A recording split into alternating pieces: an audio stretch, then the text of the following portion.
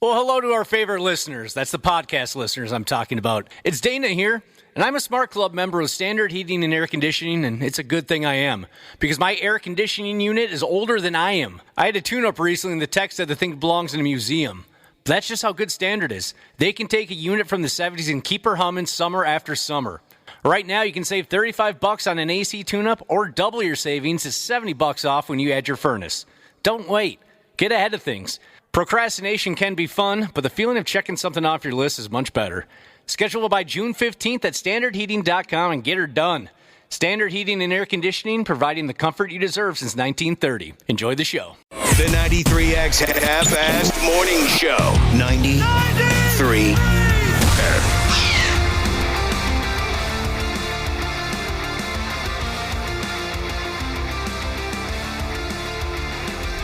And here we friggin' go with the Tuesday broadcast. I feel much better than I did this time yesterday. Yesterday, Josh, I just felt weird. Yeah, Mondays can be like that, right?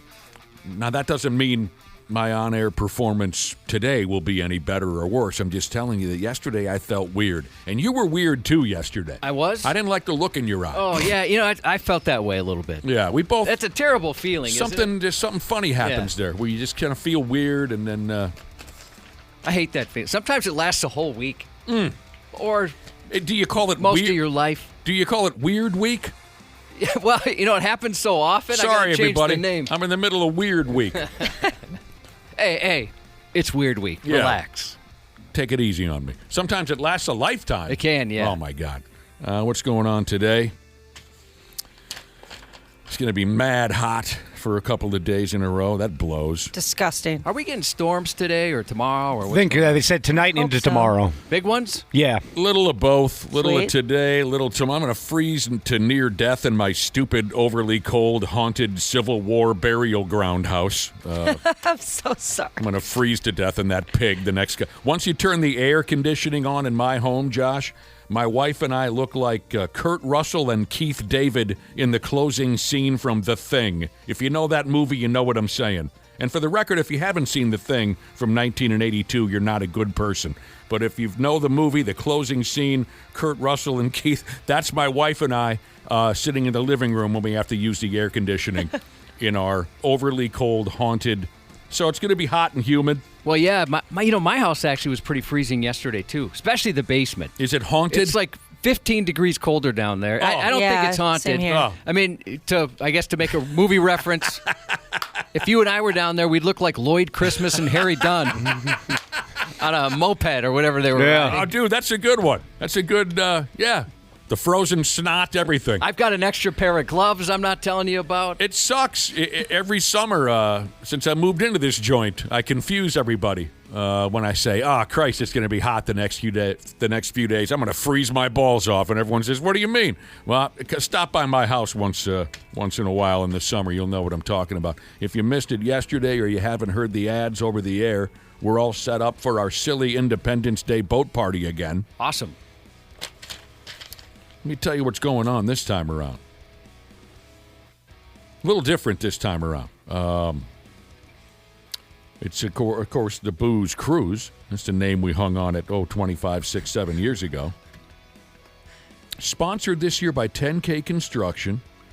We'll be going up and down the St. Croix River. We go a little ways to the left, right, Josh? And then we come back. Yeah. We go off this way. That's how it usually goes, at least. 3 hours. 7 to 10 p.m. on July 10th. So post-Independence Day this year. It's been a while, I think, since we've celebrated after the fact. So up and down the St. Croix River aboard a beautiful Stillwater River boat from 7 to 10 on July 10th. And you don't need to win your way onto the pig like we've done year after year. We're selling tickets. $25 ticket gets you a spot on that 3-hour cruise. We'll give you something or another to eat. Music from DJ Chris's. Hey, I love DJ Chris. Chris Ass. You know DJ Chris? Yeah, he works here. Oh, Yeah. It's Chris. They just cool. threw DJ in front of it. That's all. It's our coworker Chris, and now he's DJ Chris. Hey, he's great. and we'll mill around and do our best to have a few laughs. It's a 21-plus type of a setup, so, you've got to be legal. And, multiple cash bars available. There's a bar on this level, that level. Get your tickets as quick as you can because it's likely to sell out. So in case you missed it yesterday, we've made it official. Independence Day Booze Cruise Part, God knows, 26, 7, 8, 9, something like that. Yeah, I'm glad they're giving an opportunity for folks to get on there because we've heard that so many times. Like, yeah, I'm trying to listen to win, but it's tough to win tickets. So for folks that want to go, easy way to get on. This will be fun. You make it fun.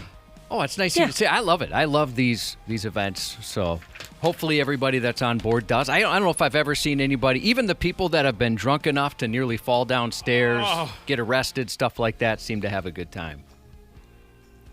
A question has come in via our text machine, Josh, about hot bitches. Oh, wondering if there'll be any? Yeah. There's always hot bitches. Okay. You know what I haven't noticed? I guess I'm kind of, doing what we're doing on the boat. But back in the day, it seemed that boat would get flashed more than any boat afore. Uh-huh. Just and then you'd see a lot of dudes mooning and stuff like that. Yeah, a lot of butts. Yeah, a lot of butts. But there'd be people coming up on a wave runner flashing that boat. Yes. Or whatever. There were people holding signs saying, Tommy Lee boob cam or something. Show us your D. Show us your rack. Oh, yeah. Very prevalent for a bit there. You had a question about that situation? No, not a question. It seemed like that was a thing, and I haven't really noticed it as much. But like I said, maybe because I'm just, talking on the boat. And Our stuff. image has changed. Maybe that's it. Maybe it's better. We that used way. to be the penis, boobs, vagina show, Now it's we've leveled off. We've matured. It'd be the ones that would be the most uncomfortable is there'd be people on the beach, and all of a sudden a dad's like, "Oh, look at that, a boat! I'm gonna moon that boat." And then as he moons it, he's facing his children sitting right in front of him, looking at Dad's penis as he's mooning the boat. It's Terrible. not right. It's a good life lesson. Yeah, it is what it is. It'll be a hell of a good time.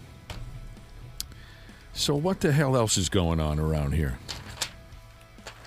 Did you hear about this latest scam, which I guess was all just a complete hoax? Well, maybe that didn't make sense. I mean, there's lots of scams out there. Some of them you need to legitimately worry about.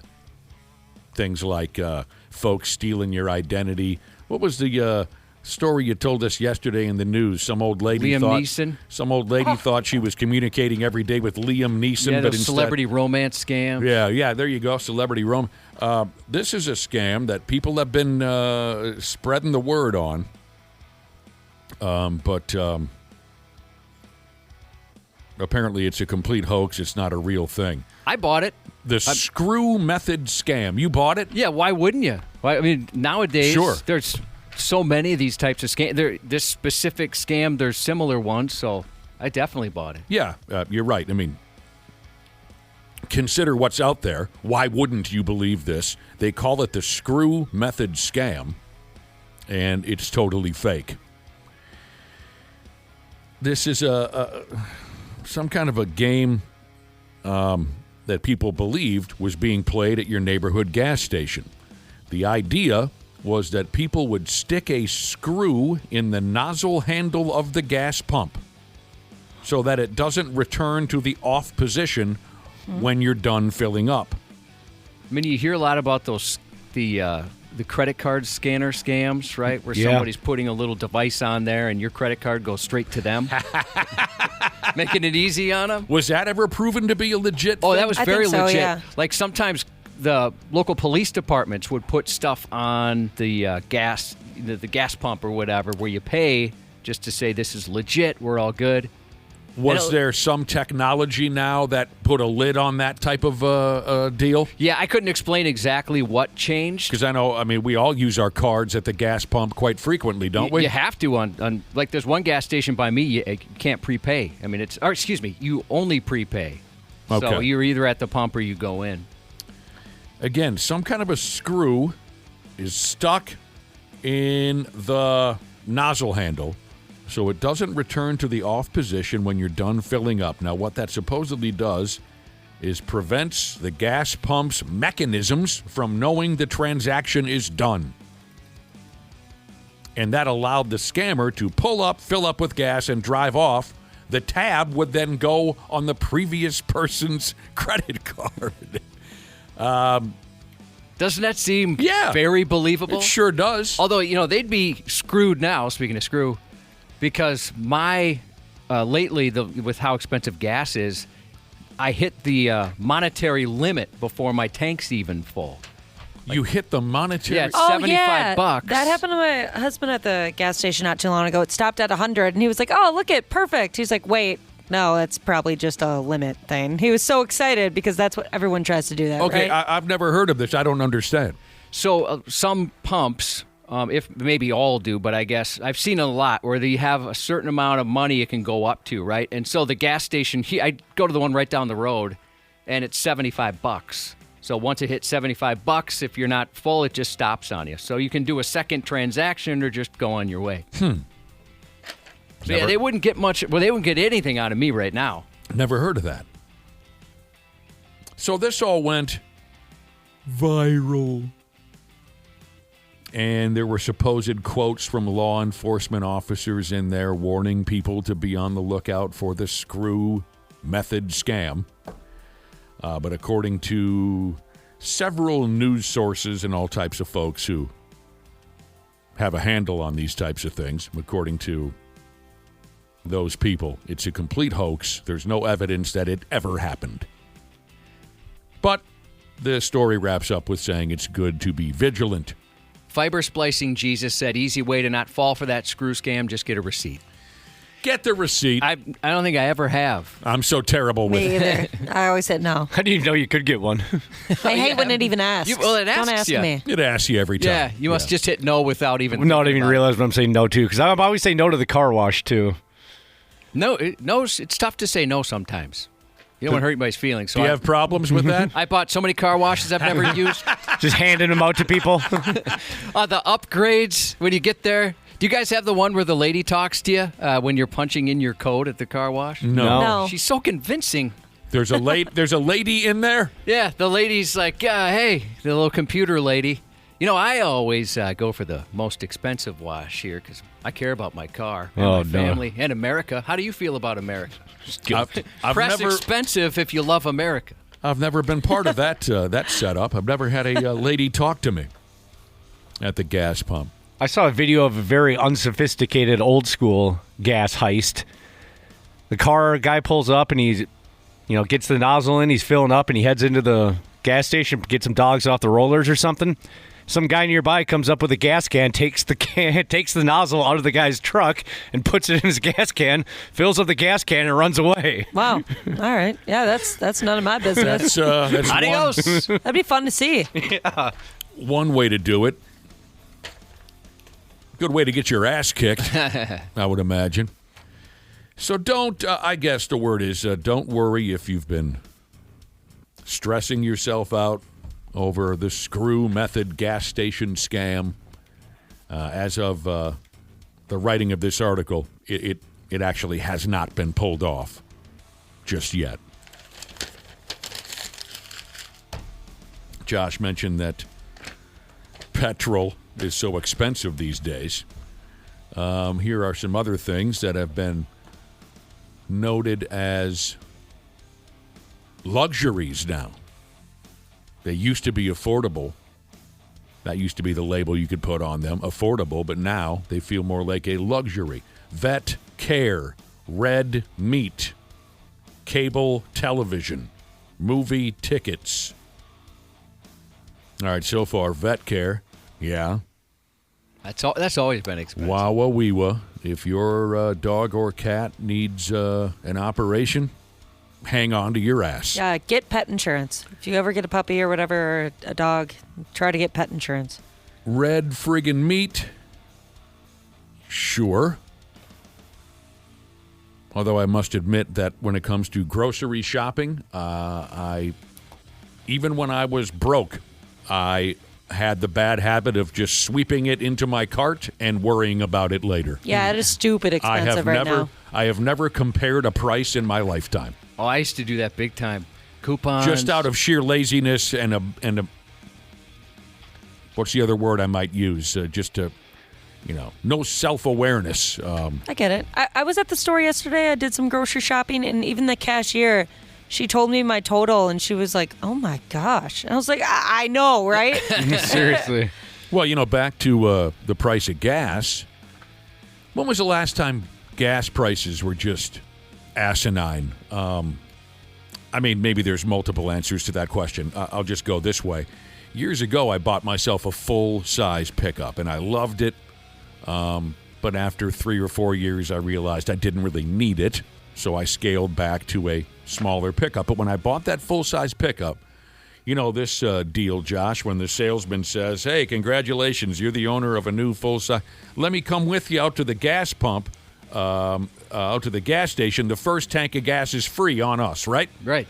So the salesman and I go to the neighborhood gas station, and he's pumping that thing full of gas, and he says, Jesus balls, $89? He's like, who sold you this friggin' thing? I didn't realize it was $89 to fill up the tank. And I said, well, you sold it to me, you bastard. And I didn't know it was that much. I remember the first time I saw gas over $1, and I thought, well, that's outrageous. Right. I can't believe that. All right, so these things used to be affordable. Now they're a luxury.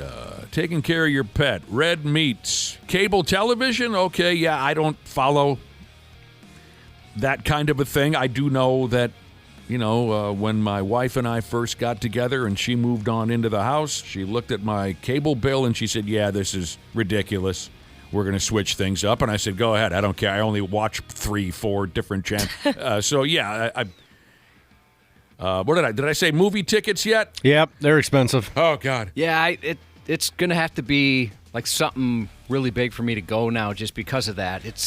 I'd like to go more, but man, it's expensive. Back in the day, a movie date, that was like the cheap date, You could get away with, a couple $5 tickets and a thing of popcorn. Now it's just outrageous. I hate it when I bring up a subject that's obviously going to leave Josh out of the conversation because he just knows nothing about the topic. But also on this list of things that used to be affordable but now they feel like a luxury would be maintenance on your house.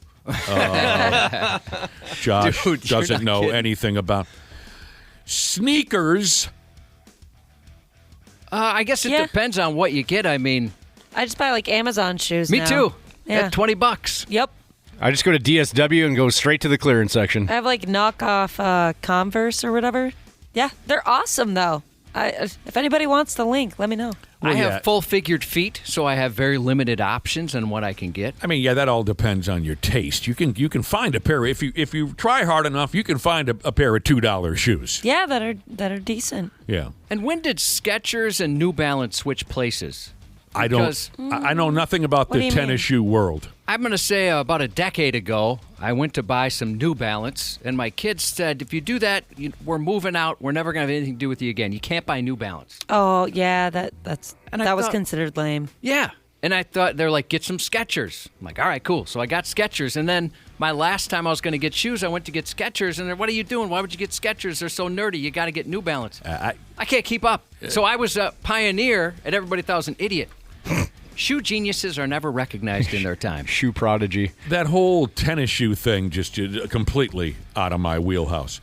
Babysitters, I guess, are very expensive now. I'm happy that I have no knowledge on that topic. Yeah, I would pay somebody a lot of money, though, if I'm trusting them with my child.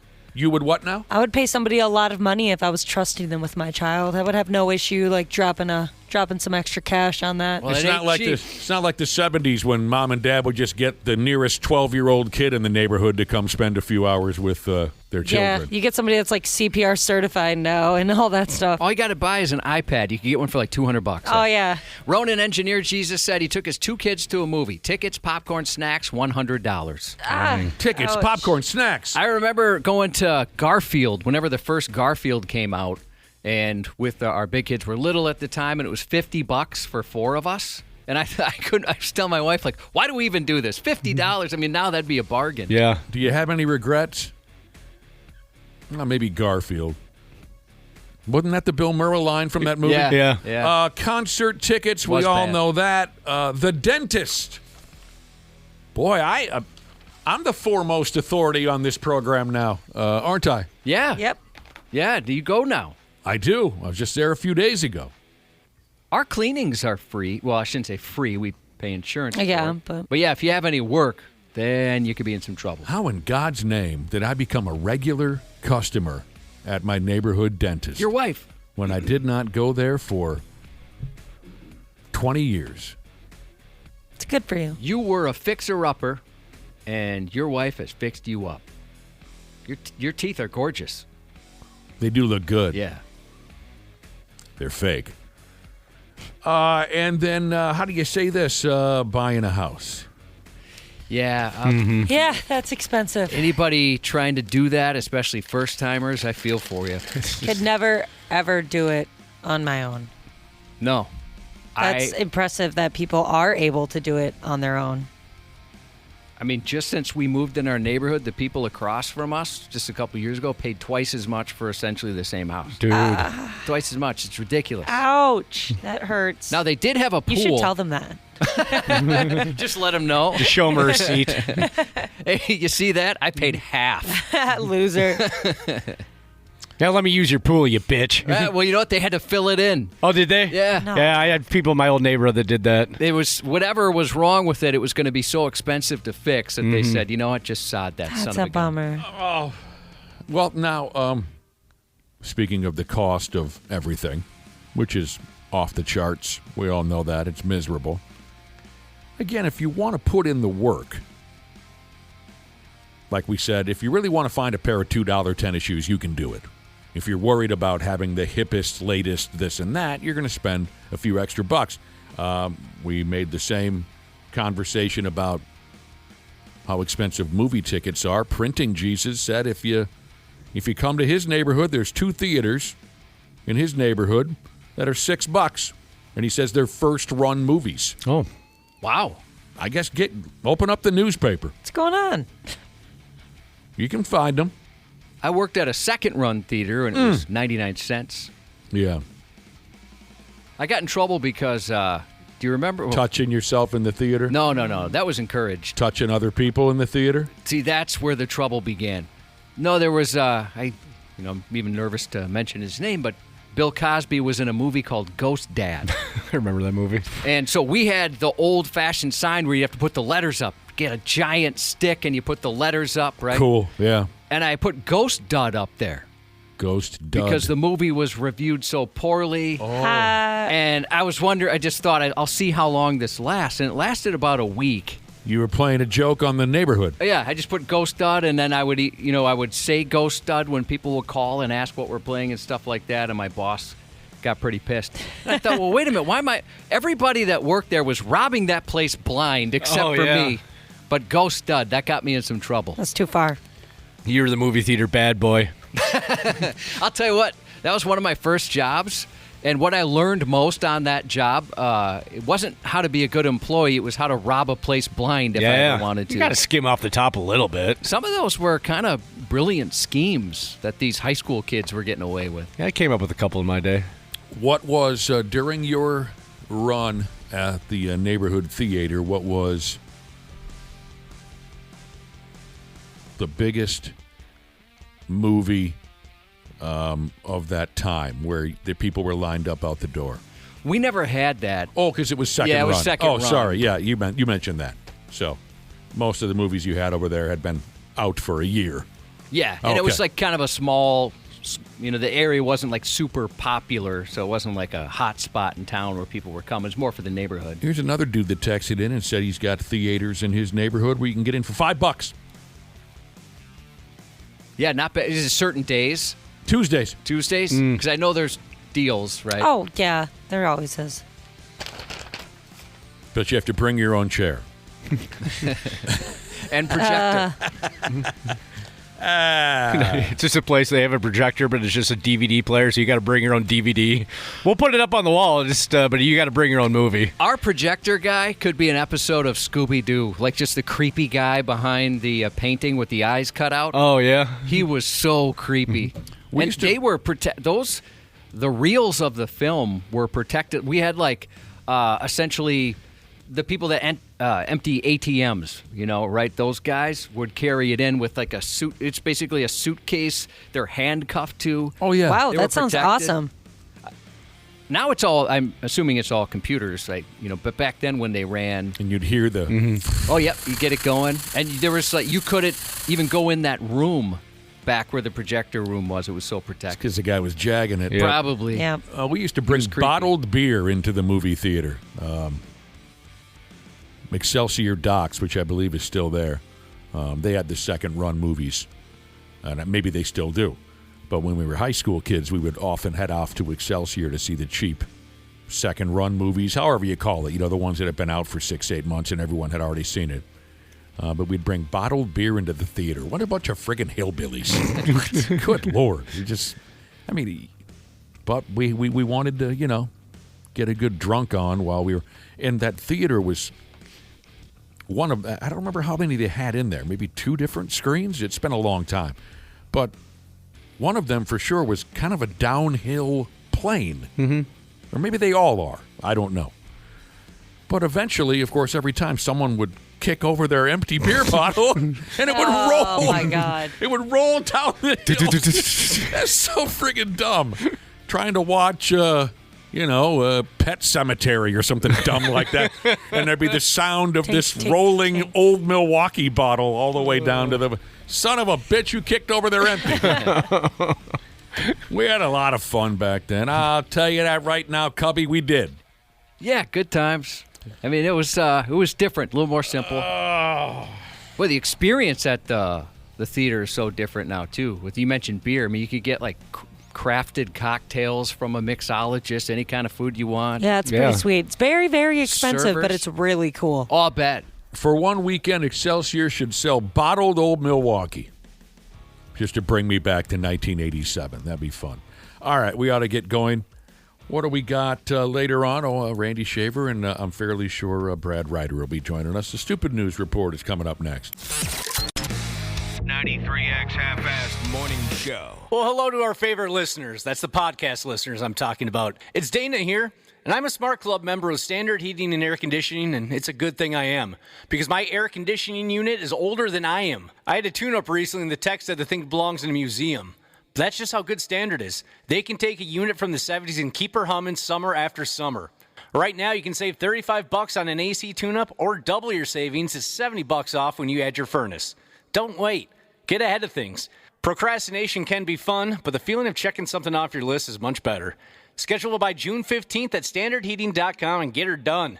Standard Heating and Air Conditioning, providing the comfort you deserve since 1930. Years of hard work, and now you've got pain in your back, your shoulders, your knees, maybe your joints. You need help. Randy Shaver here with the answer. Dave Bialke. He's got over 30 years experience in getting workers' compensation benefits for people just like you. Don't suffer. Call Bialke Law today. 763-571-2410 or go to bialkelaw.com. That's BIALKE law.com. And it spells relief for you. What would you do if your online store converted 36% more shoppers? You could take 36% more vacation. Another pina colada? Yes, please. Open a new retail location with 36% more square feet. Fantastic. Hire 36% more help. You're hired and you're hired. Shopify has the world's best converting checkout, up to 36% better than other e-commerce platforms. What you do with those extra sales is up to you. Switch to Shopify today at shopify.com/listen and get a $1 trial. Shopify.com/listen. Stupid news on the Half-Assed Morning Show.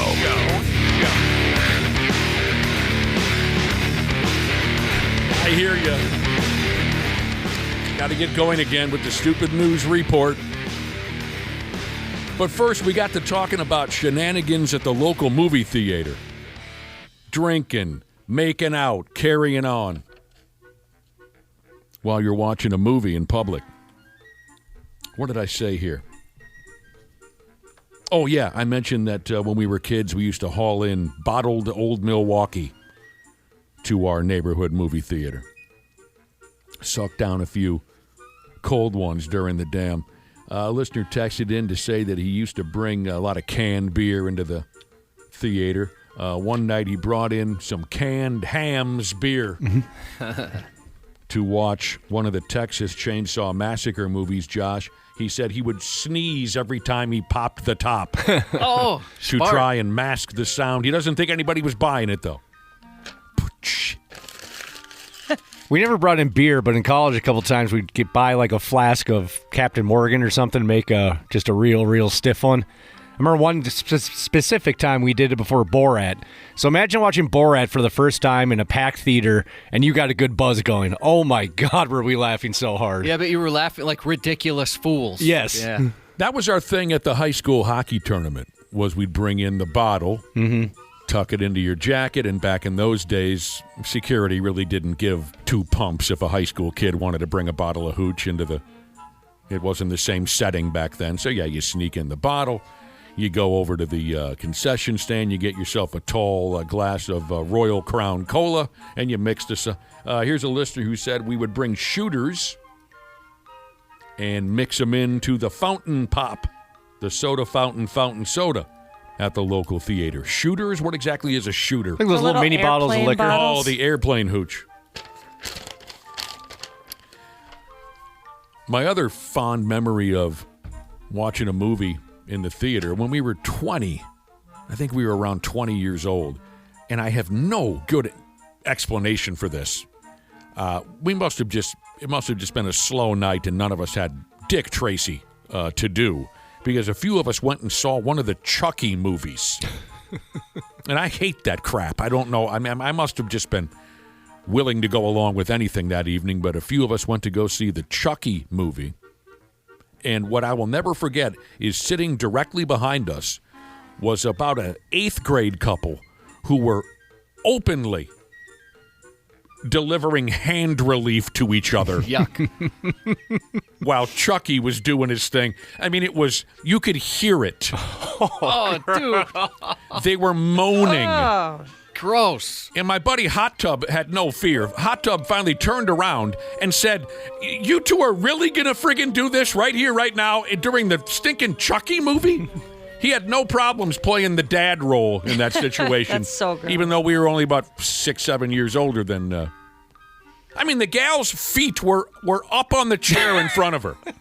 Not subtle at all. That's disgusting. And then finally, a text message here simply says, Josh buys lady shoes. Yes. Oh, yeah. Forgot about that. People continue to make fun of what type of tennis shoes you buy. Well, people were making fun of. They were wondering because I have full-figured feet, so they were saying it sounds like you're a lady that has curves. Oh, Yeah, but my feet, yes, they're you're full-figured. curvy down They're there. fat. I'm just trying not to hurt my own feelings. So Ashley once called me bitch pits because I use women's deodorant. Yeah. Can we start calling you bitch kicks, Josh? Sorry, Dana. Oh, yeah, it's okay. It's actually kind It's of your endearing. destiny. Yeah. My whole life was waiting for that moment. I like bitch pits. I do too. It's funny. It's foul, but yeah, I like it. On to the stupid news. We're starting off with something just friggin' dumb. This sourdough bread gimmick has gone too effing far already. I thought we had moved on from that. It's just stupid. It says here, scientists found some yeast in the stomach of a damned ancient mummy, and they used it to make sourdough bread. Come on, you guys. Why? This Just is how why? the rage virus starts, right? Oh. Doesn't anybody know anything? Have they not seen one movie? They're too busy learning to watch the movies like the rest of us. Your scientists were so preoccupied with whether or not they could that they didn't stop to think if they should. Why was the question, Ashley? Because they want to be on board with the sourdough bread trend. Yeah. And then we'll go back to the bacon and PBR trend. And then we'll go back to the, give me some others. Craft beer. Well, speaking of craft beer. Okay, so scientists dug some yeast out of the guts of a dead body. And they're going to make some sourdough, or they already did make some sourdough bread. They say their next move is to make some beer from the yeast. Just when you thought folks who brew their own beer couldn't get more annoying. I do love a good sourdough, though. That's like the only bread I eat. I don't make it. Stop. You want to know why? Because it takes too long. You have to, like, feed your sourdough, I guess. Like, you put it in a jar, and then you have to, like, Ashley? feed the bread stuff. I don't get it. God bless you. I love you. But Jay Cutler. I'm sorry. It makes no sense to me. It is I good. wish I could do it. The scientists found some 5,000-year-old body. Well, actually, word is German hikers, Josh. Not only are they German, which can often create problems, but they're also hikers, which bumps it up a notch. Yeah. These German hikers found this dead carcass way back in the year of 1991. Was that when you were working at that second-rate movie theater? By then, I didn't work there anymore, but a couple years before that, yeah. German hikers found this dead carcass back in 1991. It was a big find, this and that. They say the dead feller, who they named Otsai or something like that. It doesn't matter. They named the character. Well, it must be. Maybe it's German. Maybe it's Italian. I don't know. They named the character Otsai. They say he was killed by an arrow 5,000 years ago. He must have pissed somebody off. Yeah. Yes. That's so sweet. I love that kind of stuff. Otsai has been well preserved since 91. They keep them in a cooler.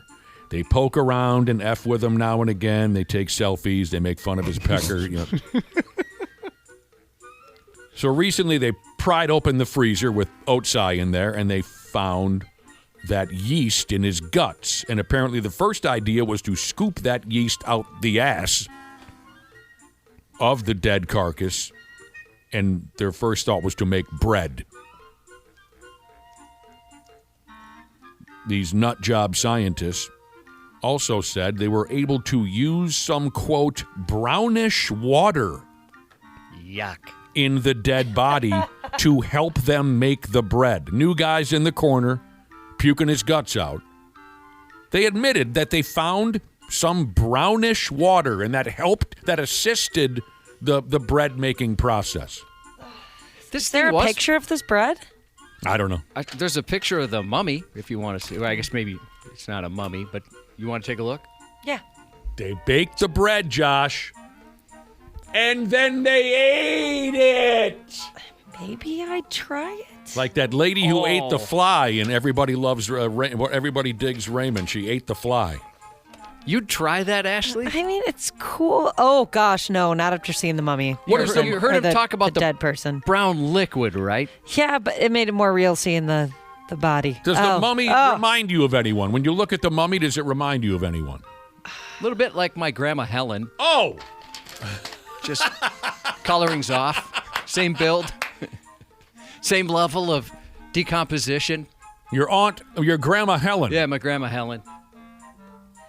Dana, do you remember the cartoon? It's something Courage the Cowardly Dog. Yeah, that sounds right. So this looks like the lady that was in the wheelchair in that TV show.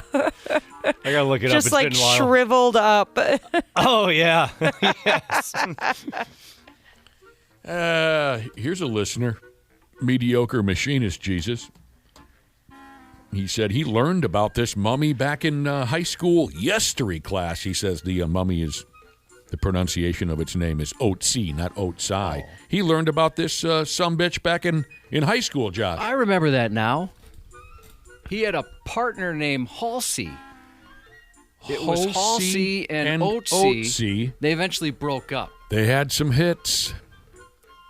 I'll tell you right now, you're a rich girl, and you've gone too far. I was in high school in 1991, and Yeah. we never learned about Oatsy. Well, you guys were Catholic. I don't think I ever learned either. Catholics don't believe in mummies. Is that right? Right. I don't remember us. I mean, you could make an argument that we do believe the dead can come back. Right, but you don't believe in. So anyone want to put a word in now for that first can of beer they mix up from the rotting insides of a 5,000-year-old intestine? Nope. I think I'd rather buy an influencer's bathwater than I would drink from something like that. If those are the two choices, yeah, I'm with you, Josh. Bathwater. I'd rather drink a dozen different things. What about a jar of flatulence? I've done that, so I'm not afraid. I'm not afraid. I've been fooled by one, Ashley, back when Gatorade came in the glass jars. That's so crazy. What do you to me. think? You're dealing with a rookie? I've drank a fart. I'm a fart eater. Yeah. Do you think Good to know. You Good think to you're know. talking to a couple of novices? I thought so. I'm You- sorry You for think we assuming. haven't lived? I'm sorry. Yeah, I don't know why they do these silly things. Leave the dead guy be, will you? They're digging around in his ass so they can make beer and bread. That's another one of those things that seems like comes up in the stupid news a lot where somebody has an idea and then you think, how did they must be so persuasive and engaging. You convinced other people, yeah, let's make some bread out of this. I would think they were a psycho. Yeah, I would think that maybe. You're right. I'd be a little uneasy. And I knew this was going to happen as soon as I mentioned that they were going to make beer from the brown fluid that they found in this dead body. I knew as soon as I mentioned they were going to make beer out of it that people would start texting in saying, well, it would be better than this brand of beer or that brand of beer or this. Beats the hell out of a special export. It beats the... I love it. I love that vibe. I love the beer hating back and forth. All right. I find it very interesting how completely different some folks' lives are compared to my own. Like, say, the life of a cockroach breeder. Now, I have nothing personal against cockroach breeders. I just can't picture living that life. So I find it very interesting how different their lives are compared to mine. Day in, day out, you're ass deep in cockroaches. I don't think I would make it, Josh. No, I mean, I only enjoyed one cockroach, and that's our former mascot, Hissing Jesus, who, Ashley, you developed a connection with. And then your Yes. mom, I think, became closer with. Is My that mom correct? and dad got weirdly into him. I left him at their house because at the time I think I was like moving around, and they fell in love. I was like, I'm gonna come get him, and she was like, no, this is ours now. She would say that if she put him in a room and then she like walked into that room, that his little antennas would go crazy. Like he knew when she was around. So it was weird. I think she even got him a Christmas present. Jesus. I love that. I have to be totally honest with you. Adorable. I have no idea what we're talking about. How dare you forget him? You don't remember Hissing Jesus? I remember the name. What was He was around for like months. Yeah, we had him in studio for a really long time. a pet cockroach. Yeah. Okay. I guess from where you used to sit in that studio, you couldn't really see him when I brought him in. So maybe out of sight, out of mind. A cockroach breeder, by damn, in an awful sounding place called Wellington, New Zealand. The local cops had to pounce on a feller and take him to jail. It says here, keeping live cockroaches is illegal out that way. So the police loaded up and raided a dude's property, and they confiscated more than 100,000 live cockroaches. He was breeding them. He was keeping them on his property, and that's not allowed. It goes into the record books as New Zealand's largest ever seizure of exotic invertebrates, whatever that means. The brand of cockroaches turned out to be Madagascar hissing cockroaches and Dubai cockroaches, if that means anything to you. Those little ugly bastards are worth a lot of money. It says here $142,000. I think they mean the whole pile of them, not just one. $142,000. Ashley, if you saw you're in a dating app and Yes. somebody puts in their profile they are a cockroach breeder, do you continue on or would you give them an opportunity at a first date? I would give an opportunity at a first date just because that's so interesting. I mean, how often do you run into something like that? I would love to have those conversations. And then, depending on what level of weird, because they're at least on the scale of weird. Right, yeah. How many other weird things do they have besides cockroach breeding? Yeah. We all are, but yeah, they might be a couple of notches ahead. But I mean, it sounds cool. It's something that would be fun to learn about, I guess. The Madagascar hissing flavor cockroach is one of the world's biggest. Again, if that matters at all to you, they go up and around 3 inches in length. Australia and New Zealand are apparently crawling with the bastards. Experts of all things bugs and whatnot say that this breeder dude, who is off to jail now, he was likely selling them as reptile food to feed your goofy pet snake or your stupid pet lizard.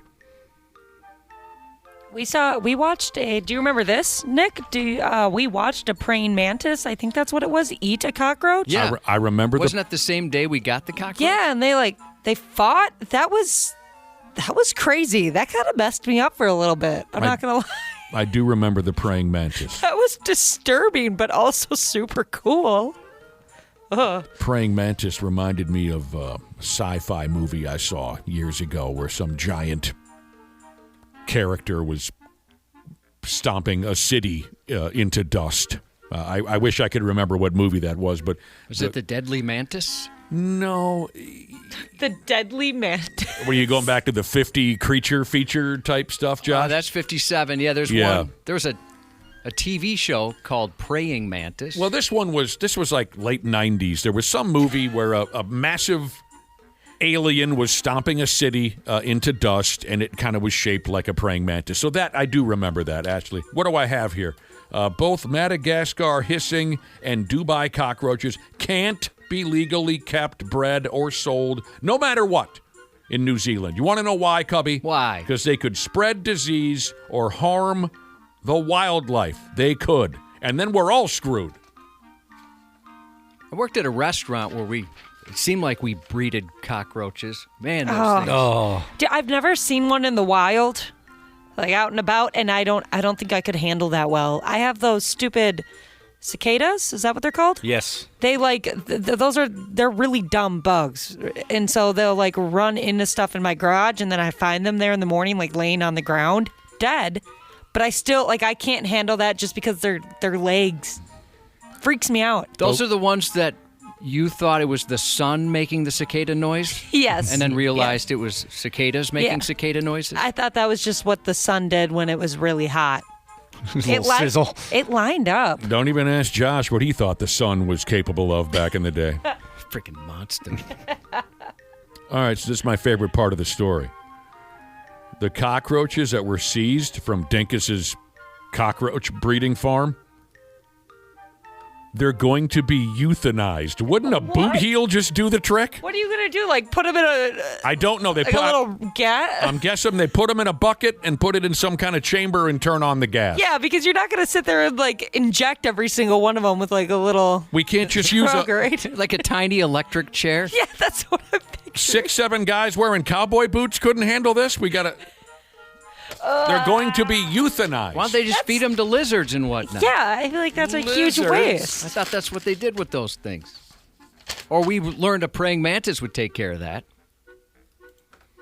Here's a guy who knows some things about bugs. Poop foot Jesus. Are you talking about cockroaches here? He sent a text that says they come out of the ground, they mate, and almost instantly die. They aren't dumb. Oh, maybe they're talking about cicadas because I said they were dumb.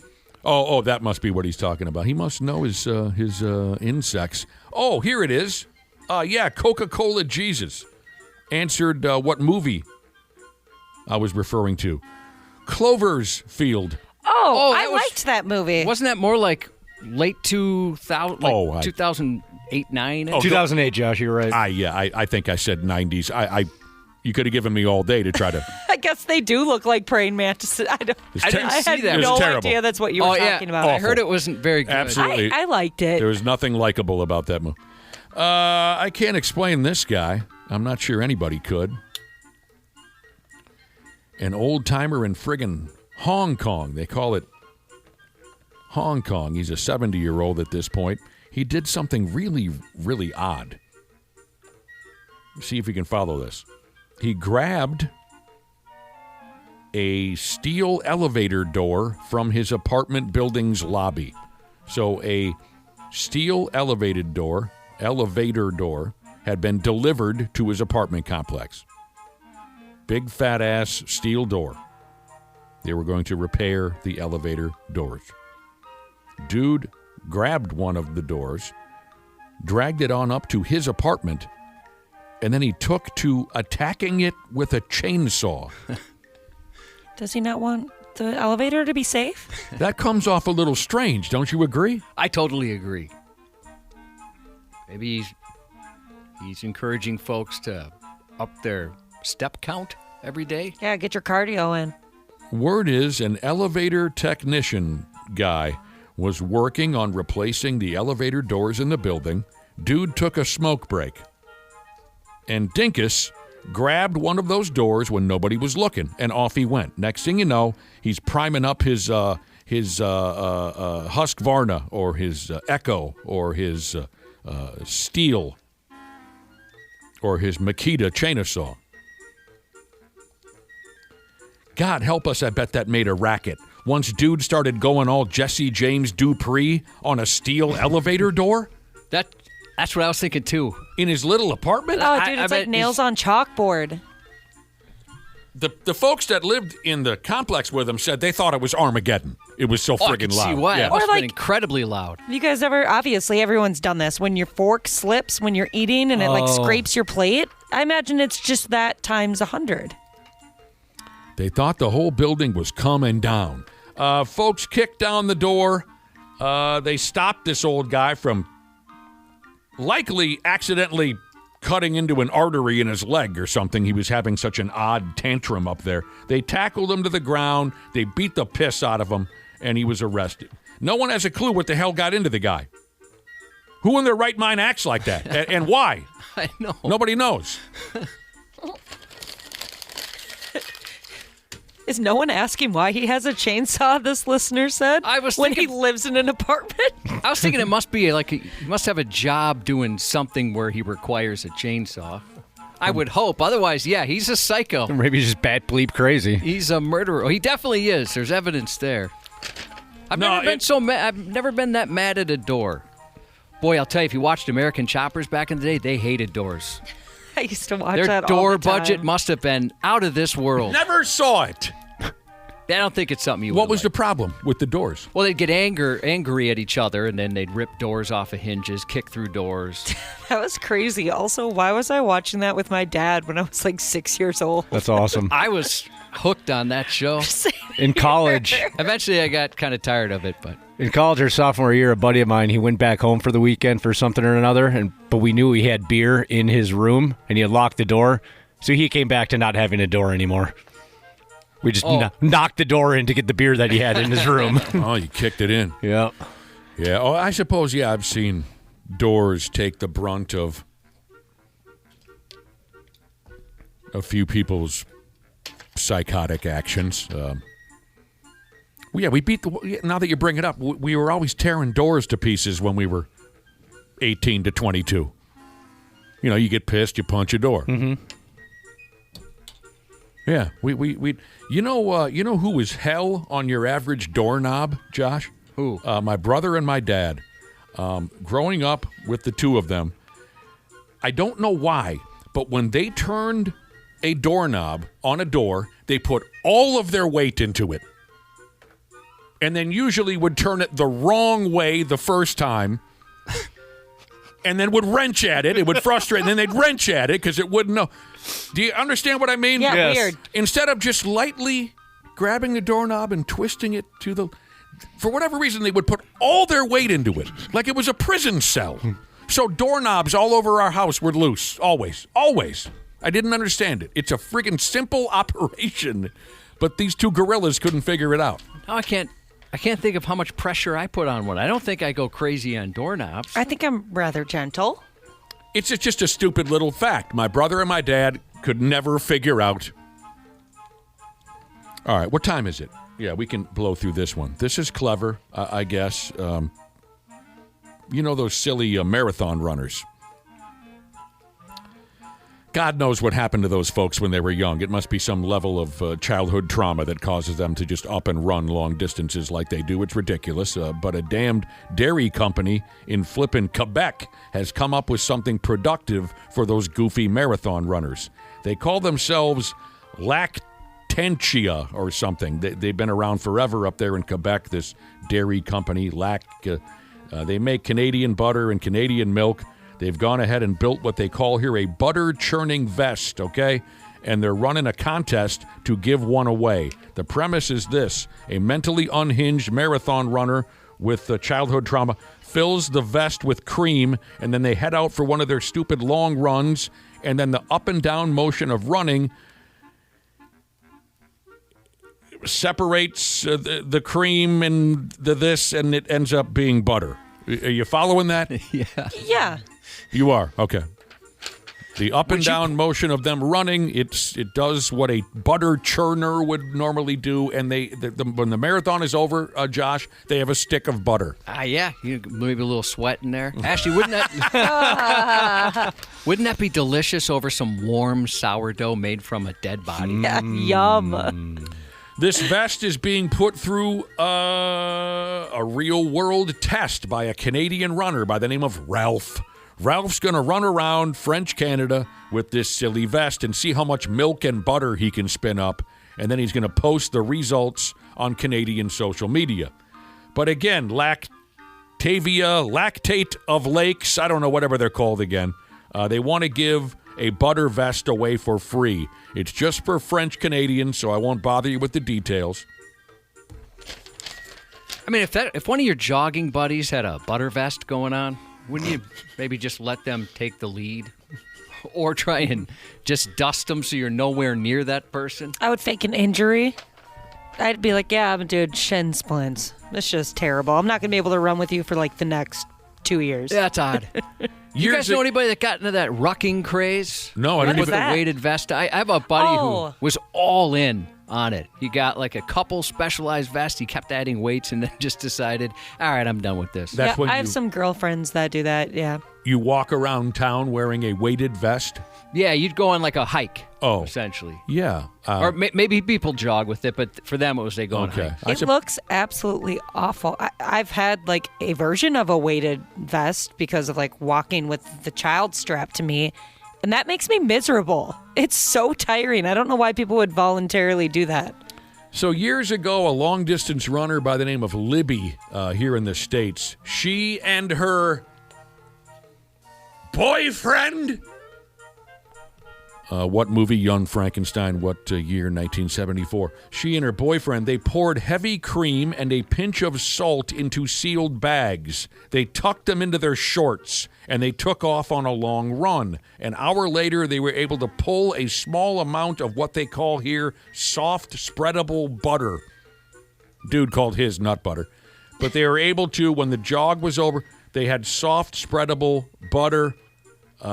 And this gimmick has been done so often now, most runners are aware of it, and they call it a butter run.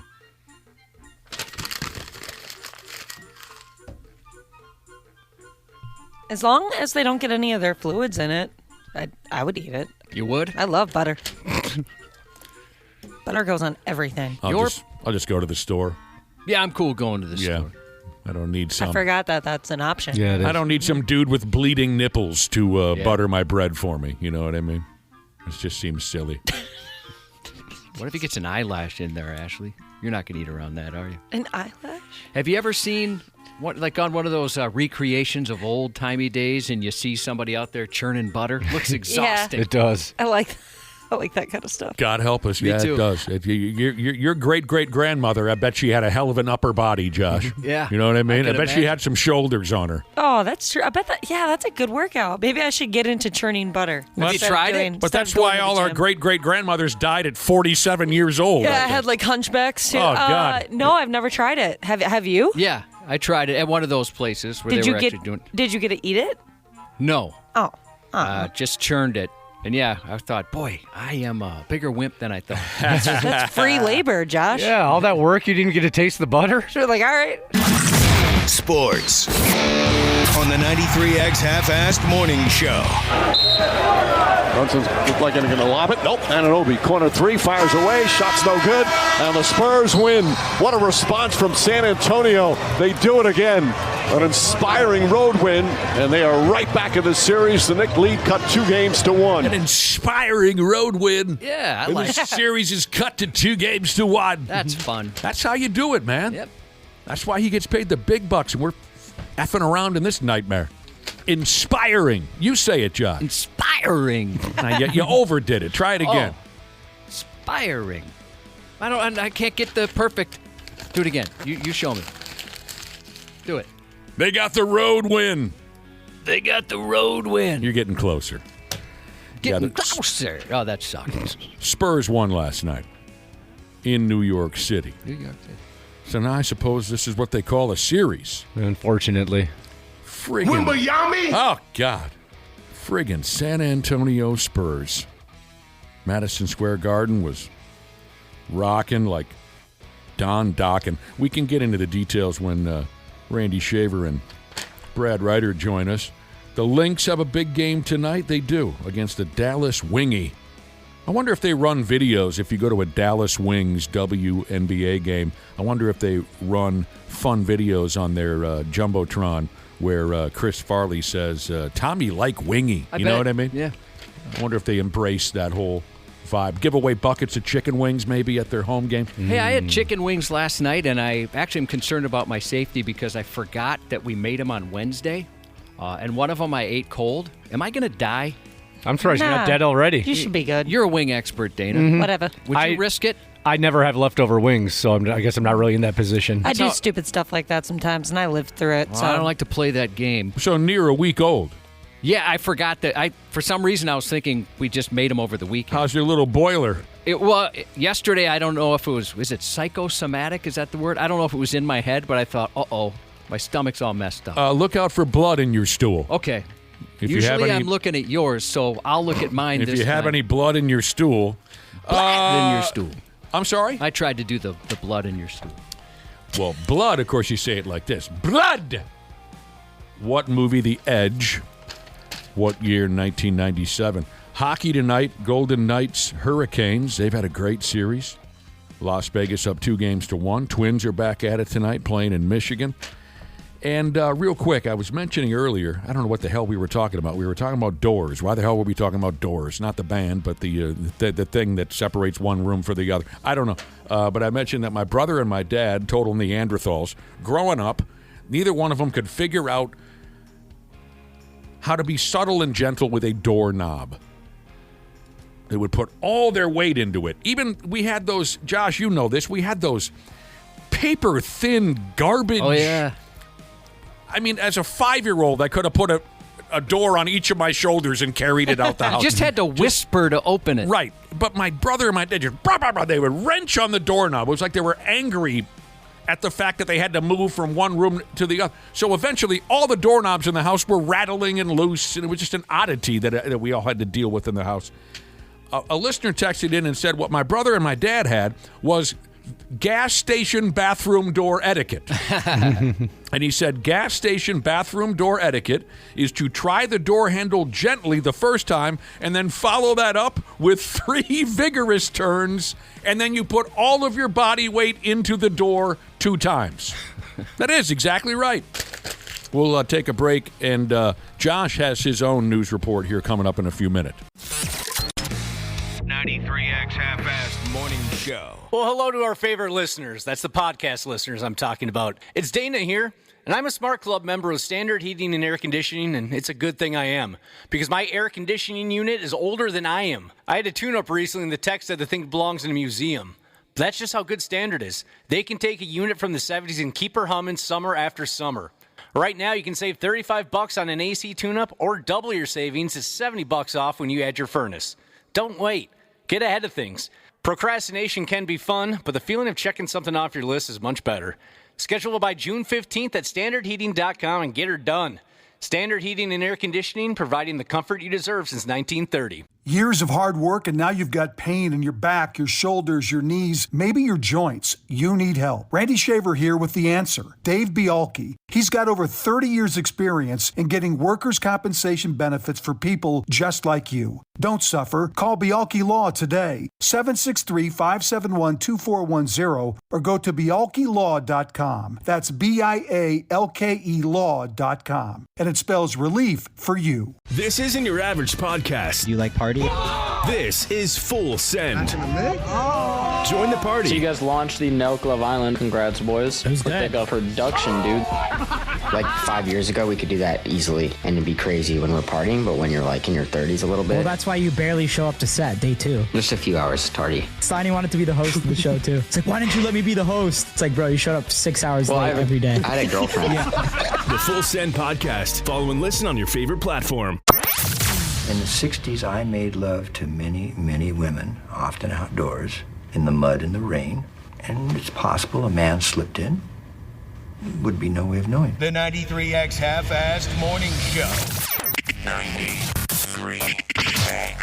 He jerked the gun away from my head, and that's when I took the gun. A message to low-life carjackers. If you're going to roll up with 3 of your buddies and try and steal someone's ride, make sure it's not a Marine. A Marine Corps veteran was working on his truck about 10 miles outside Washington, D.C. last Tuesday afternoon when 4 hooded teens approached. To them, it probably looked like an easy target, 4 against 1. Big mistake. One of the teens pulled a pistol, pointed it at the veteran's head, and demanded the keys and phone. But what happened next is a reminder of why you just don't F with the American military. Instead of handing over his belongings, the Marine spotted a brief opening and made his move. He grabbed the armed suspect and fought for control of the weapon. Within seconds, the confrontation became a life-or-death struggle between a punk and a patriot. And I told him, the car is on, keys are inside, and he saw my phone. He was like, give me your phone too. So I gave it to him. When he got distracted looking at my phone, that was the split second when I grabbed the gun out of his hand. Hearing the commotion, the Marine's brother, who himself is about to enter the military, sprinted out of the house and jumped into the fight. A gunshot rang out as the brothers wrestled with the armed suspect, but somehow no one was hit. The carjackers thought they'd found an easy victim, but instead found 2 brothers ready to make them regret it. Before long, the tables had completely turned. Within moments, both brothers had thrown their attackers to the ground and restrained them until police arrived and took all 4 suspects into custody. That's beautiful. That is, I love this kind of story. Effing morons. The Marine said he was thankful his kids, his brother, and his beloved dog Sky weren't in the vehicle during that confrontation because it did take a bullet. His truck did. It's going to be very expensive to fix, he said. And he said his military training is what saved him. That's so cool. Let me tell you something. If you ever try to carjack Josh and I, let me tell you what's going to happen. I'm going to beat you, and then Josh is going to beat you. It's going to be a good old-fashioned Nick and Josh beat-off. You don't want any part of that. I've heard stories. Yeah. The Marine Corps has found an unexpected training ground for young leaders, a video game. In a development that may leave many parents reconsidering years of anti-gaming lectures to their kids, military leaders say a modified version of Call of Duty 4 Modern Warfare can help newly promoted sergeants develop leadership, communication, critical thinking, and decision-making skills. Created by researchers at Virginia Tech and the University of Memphis, the training program uses the 2007 blockbuster to place Marines in more than a dozen high-pressure scenarios. While warfare has changed dramatically with drones and artificial intelligence, officials say the game's realistic modern setting and fast-paced decision-making challenges provide valuable leadership lessons. 10 mics, then your asses better be in formation north of the stadium. We make our own rules of engagement now. You are moving a weapon of war. The kind we deny exists. You do what you need to. Because you know I will. The actual skills translate directly into making good decisions under high stress, said Brigadier General Matthew Tracy, meaning thousands of former teens told to go outside and do something useful instead of trash-talking 12-year-olds in Tokyo have officially been vindicated by the United States military and can tell their parents to suck it. Introduced to Marine students in January, the program is part of the Sergeant School, which prepares newly promoted non-commissioned officers for greater responsibility. How are you at that video game? Do you whoop ass on that one? I've only played it once or twice, and no, to answer your question. It's fun, definitely. Call of Duty, I mean, it's a huge franchise. Yeah. Looks sweet. Yeah, it's a lot of fun. A discount store dingleberry was arrested for indecent exposure in Arizona. Dingleberry? Dingleberry. Arrested for indecent exposure in Arizona last week after a store employee endured what sounds like the world's most unwelcome retail ride-along. On Wednesday, Queen Creek police were called to a Walmart after reports of a man exposing his genitals to the store's employees. The suspect was later identified as 61-year-old Brent LeBran. Brent! The documents state he approached the victim while he was performing his duties and drew attention to his privates by lifting his shirt and asking if the employee wanted to touch his penis. He did not. The victim left the area. I wonder if he's had a taker yet. I can't imagine he has. Otherwise, he'd probably be a repeat customer to that person. Well, Right. who knows? Maybe he got bored and wanted to move on. It would make sense that he'd keep going back. Anyway, yeah. The victim left the area, but the nut-bearing nut job stayed committed to the bit, following him around the store. Maybe you didn't hear me the first time. Do you want to touch my pee-pee? Or maybe he's changed his mind. He's got to wear him down. The employee eventually took a break from the sicko sidekick. When he returned to work and headed to the bathroom behind the store, LeBran followed him to the Branyo. Even there, the employee couldn't catch any peace while trying to go number 2. While in the bathroom, LeBran lowered his shorts and showed his genitals to the victim, who didn't want to see his balls. After speaking with the victim, officers located LeBran and placed him under arrest. Despite video footage of his free-range D and high-def 4K, he unconvincingly denied those accusations. Wasn't me. A Pennsylvania father's behind bars after an argument with his son nearly ended in a hot discharge when the two couldn't see eye to eye on whacking it. Oh my God! Why is that even a conversation? Yeah, I got to hear more about this. Well, there's a turn here. What began as a disagreement at a family home over a weed whacker traded lawn care for law enforcement. The argument escalated to the point where the father produced a pistol from his waistband and threatened to shoot the son in the head. Instead of trimming weeds, 56-year-old George Weaver almost trimmed family ties, brandishing a gun and threatening his son. Fearing for his life, the son ran away from the property and called police. What prevented this from becoming a tragedy was the quick thinking of the son, where he de-escalated the situation by immediately exiting the vehicle and running away. According to court documents, Weaver also threatened to return with someone else to, quote, finish the job. Thankfully, no one was injured. No one finished that job. But police say it's a reminder that domestic disputes can go from routine to risky in a hurry, making them some of the most dangerous calls they respond to. In situations like this, where family members get into an argument and a weapon is produced, is a very dangerous situation. Court records show Weaver's permit to carry a firearm had expired years earlier, one of several issues now landing him in court. I'm not saying there's going to be any gunplay, but I know one father-son combo where I keep waiting for them to show up in the papers. Over a violent... Have they ever gotten physical? Not that I know of, but I can see it in their eyes. I can see it in their eyes. I can see it the way they talk to each other. I think eventually they're going to be in the papers. Here's a reminder that while your chances of being hit with a ukulele are always small, they're never zero. Police in California are investigating what may be the first of its kind road rage incident in Fremont that ended with one person getting clocked over the head with an otherwise peaceful musical instrument last week, a ukulele. Damn, what a wonderful little toy that is. I've wished over the years that I knew how to play one. Me too. The banjo too. Seems like a fun. That looks more difficult. Yeah. Oh yeah. Investigators say the victim noticed another driver following closely behind him and honking. Eventually, both drivers pulled over, climbed out of their vehicles, and confronted each other. But what happened next sounds less like a police report and more like professional wrestling.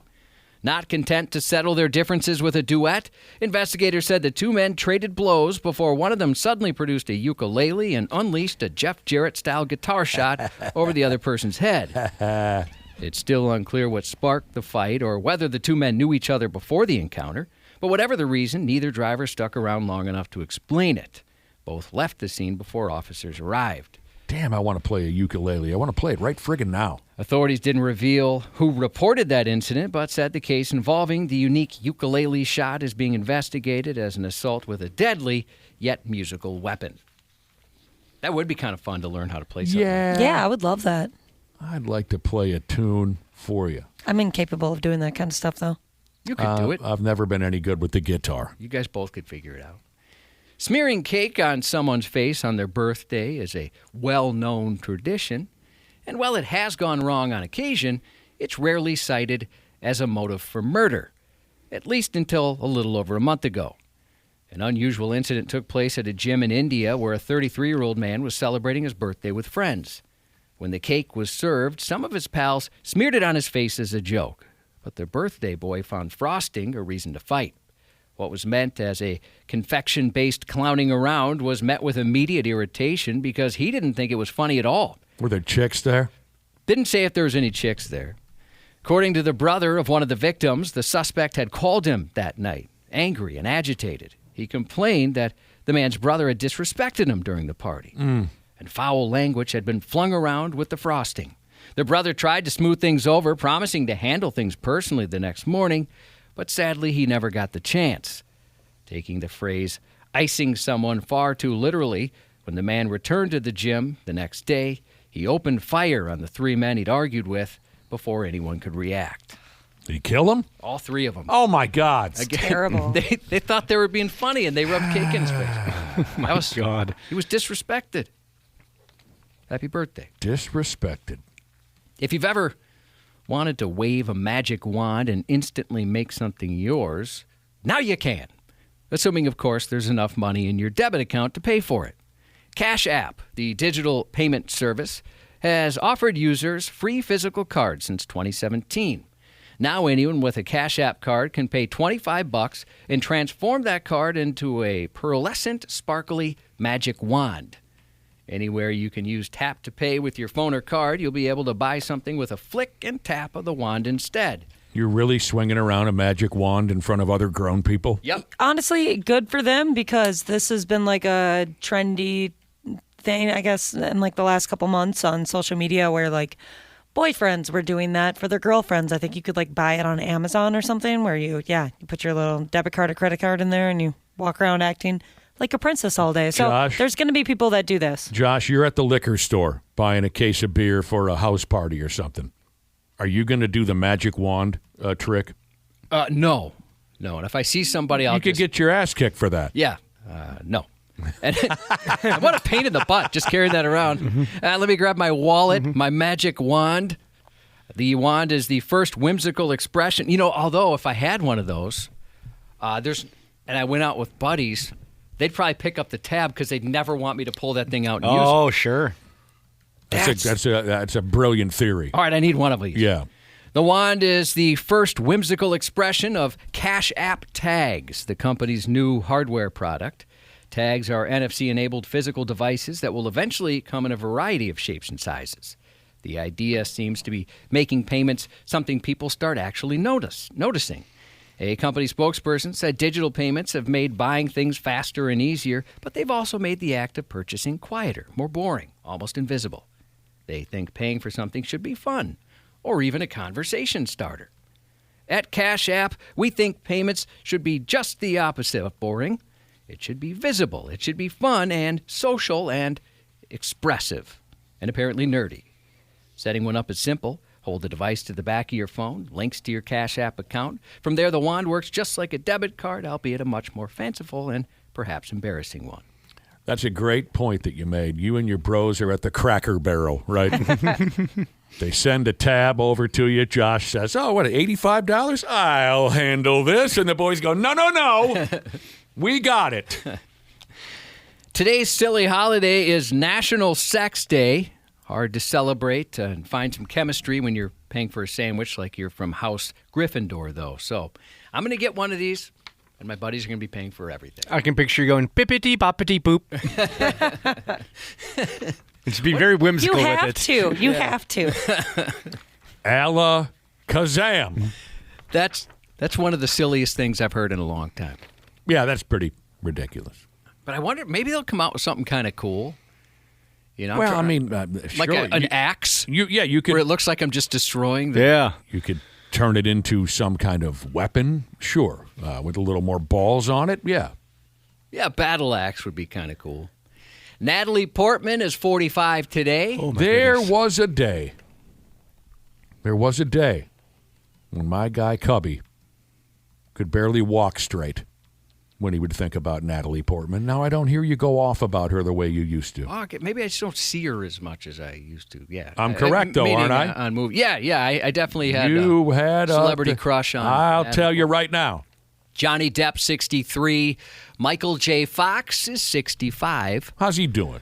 You know, he's doing fine considering. He was just on the most recent season of Shrinking, and my goodness, he's funny. Yeah. He's a very funny dude. Absolutely. I mean, not that that's a surprise, but, even going through everything he's going through. Mm-hmm. I've seen videos of him recently at different type of conventions, like Comic-Con conventions, with the rest of the cast of Back to the Future. Oh, Yeah, meeting fans and doing Q&As and that type of stuff. Did you guys watch the documentary? Oh, that was so hard to watch. Yeah, very good. What documentary? There's a documentary on him that came out maybe last year or the year before. Oh, just about his life and his drinking and his carrying on? Yeah. And it shows back in his time on Family Ties some signs of what was to come. He would hide his left hand because of shaking and stuff like that. So it goes into all the background. They got any hot videos of Justine Bateman in there? Not that I remember. I'm sure she was on there. I guess it doesn't stand out. A bit of random Michael J. Fox trivia. Sure. Do any of you know what the J in Michael J. Fox stands for? Geronimo. Doesn't it not stand for anything? It doesn't stand for anything. I'm going to say Geronimo. In fact, wrong letter, I think. In fact, it's not even his real middle initial.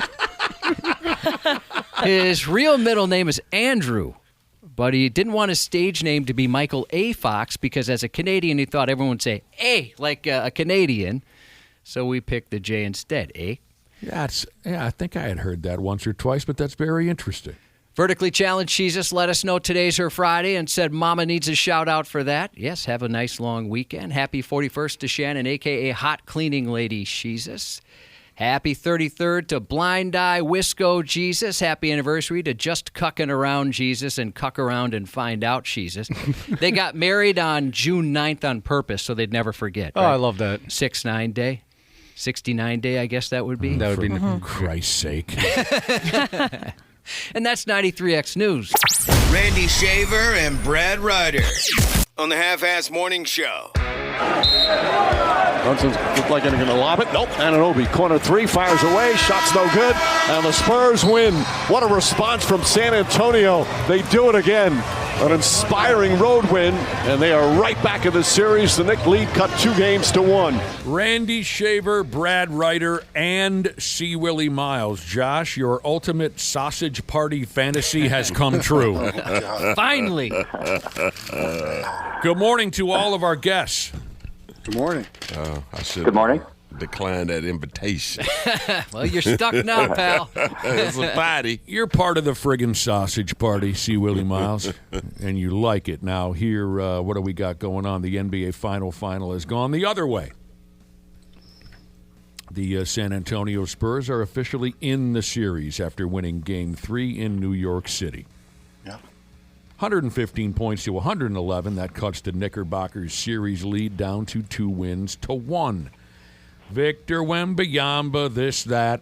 That was the first loss for the Knicks in 46 days. Jeez. Yeah. The 13-game win streak has come to an end, Randy Shaver. Fabulous effort by San Antonio last night. Could have easily been buried by just the atmosphere alone at Madison Square Garden, but really stuck with it and played hard. They guarantee they're going to go back for at least one more game, but honestly, if they were to lose Game 4, I still think the Knicks are going to win the series. But if San Antonio wins, it's a whole new ball game, and it's really fun. I mean, these two teams play. It is the most physical basketball game. It's almost like if you had a movie script 10, 20 years ago, and you projected what basketball would look like in the future. Mm-hmm. And the future would be that it's more of a grab and clutch and throw each other and wrestle each other type of game. That's exactly what this is. I've never seen a basketball game as physical as these are. They're just literally getting away with everything. It is very 90s like.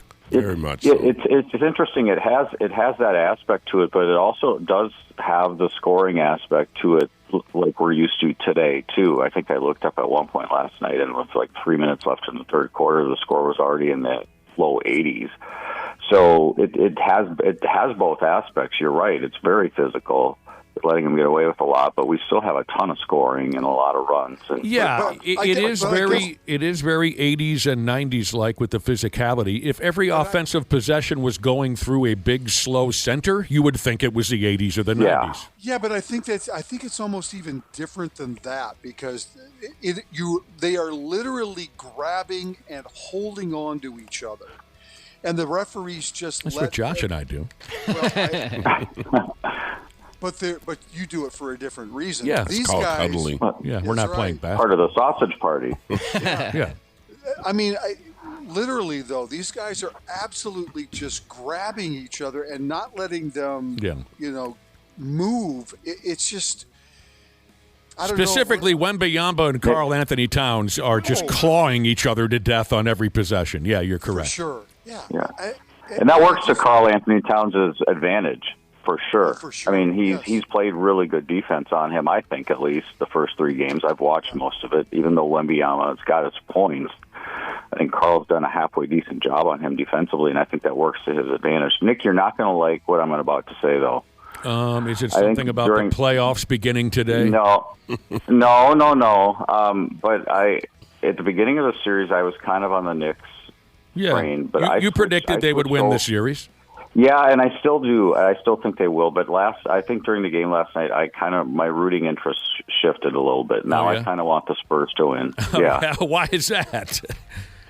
Well, I don't know. I think part of it was a little bit of the last few days. I've just gotten a little sick of and I knew this was going to happen, all the celebrity hype and all the people jumping on board and all this and that. All the New York stuff, I just can't stand it anymore. I'm sorry. I get it. I get it. I said yesterday, look at me. I'm over here rooting for a New York team. Yeah. I never do that. But it's not like that's new, Brad.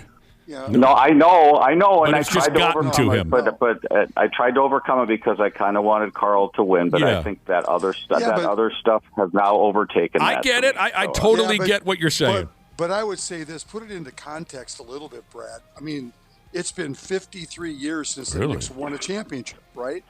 Something like. Well, they win at everything else. So. Well, they really don't, though. They really don't. No, I mean. And so, I think you have to give them a little bit of space here because. I mean, if things were turned and imagine the Wolves were in the championship, how frenzied everything around here would be. Well, this is just times 100,000 because it's New York. But, I mean, they're such a storied franchise, and it's been so long. Yeah. I think you have to give them a little bit of space. Sure. Well, they can wait another 53 years. You're going to wait. You're really going to hate the Vikings if they ever make it to a Super Bowl. Yeah. Everybody every star that ever lived in Minnesota is going to come to that. You're going to be rooting for a different team at that point. No, I'm not. Make it to the Super Bowl. You sure? I know what you mean. Yeah, Brad. I'm a lifelong Minnesotan. Okay. No, I would be on board with that. I understand what's happened to you, Brad. I do. But you got to expect that from New York and California. That is just It's their jam. That's the Lakers, man. Yeah, I get it. That's the jam. I get it. I don't have to like it, but I get it. What threw me is you got Ben Stiller sitting in courtside seats. Mm-hmm. Why is he also recording the game with his phone? Are you going to go home and watch that later? He's been making videos. Making videos? I think that's part of it. I mean, in a fun way. Again, I mean, I'm just kind of poking fun at, but I mean, Ben Stiller. I mean, he's made some okay movies, some decent movies, but he's gotten more airplay the last 2 or 3 weeks than he has on each of his last 4 or 5 movies combined. I think. So, what is he doing, Josh? He's not just recording it on his phone so he can whack off to it later. And something. Well, he's definitely going to be. Brad is jacking off. Doing that. But no. Dana, you probably know more than I do about this, but he's like posting things on Instagram. He's getting a lot of attention for it. Yeah, kind of posting behind the scenes videos of what it's like slow motion stuff, and so that's why he's recording it. It looked kind of funny last night. They cut to Ben Stiller's reaction to a bucket by the Knicks. And he's courtside. Yeah. And he's pointing his cell phone. He looked like a 12-year-old. Well, I saw this article on it saying, Ben Stiller's creating all this great content, Oh, well, there you go. Well, I watched it. I'm like, it's just slow motion video of the game. So it's not as great as... Too bad his dad's not still alive. His dad, I'm a huge fan of his dad. His dad was an amazingly funny actor. Jerry's mom. His mother, too. And his mom, too, and his, you're right. And his sister. And his sister, the whole damn family. But Jerry Stiller was fall down to hilarious. A knee funny. Yeah. I know what you're going through, Brad Ryder. It's tough rooting for the New Yorkers. It is. I don't care how long it's been. I understand that nostalgic side of it. It's been 53 years and all that. But there's something about that New York crowd. After a while, they kind of wear on you. Mm-hmm. So, Stephon Castle, De'Aaron Fox hit some big shots in last night's game. The Knicks had a terrible start in the fourth quarter. It put them too far behind. Yeah. They just did not shoot the ball well in the fourth quarter. Jalen Brunson had a lot of points. OG Anunoby had a lot of points. Carl only had 11, and that Bridges kid wasn't himself last night. Right. No, but Josh Carl Hart didn't get made enough up for touches. Carl didn't get enough touches in the fourth quarter. I mean, they typically have been running their offense through him, which is why they've had a lot of success. Meaning they get him a touch at least, and he gets somebody else a shot, or he gets a shot. He just didn't see the ball very much in the fourth quarter, I didn't think. But all right. Game 4 will be, what the hell day is it today? It's Wednesday. Game 4 will be tomorrow night. Knicks fans, of course, wet their pants out on the streets and beat up some cops and whatnot. That's what they do. They did not have like an official party right there out front Madison Square Garden, from what I understand, but they had some other parties. All over the place. Yeah, all over. Some fans were throwing beer bottles at cops.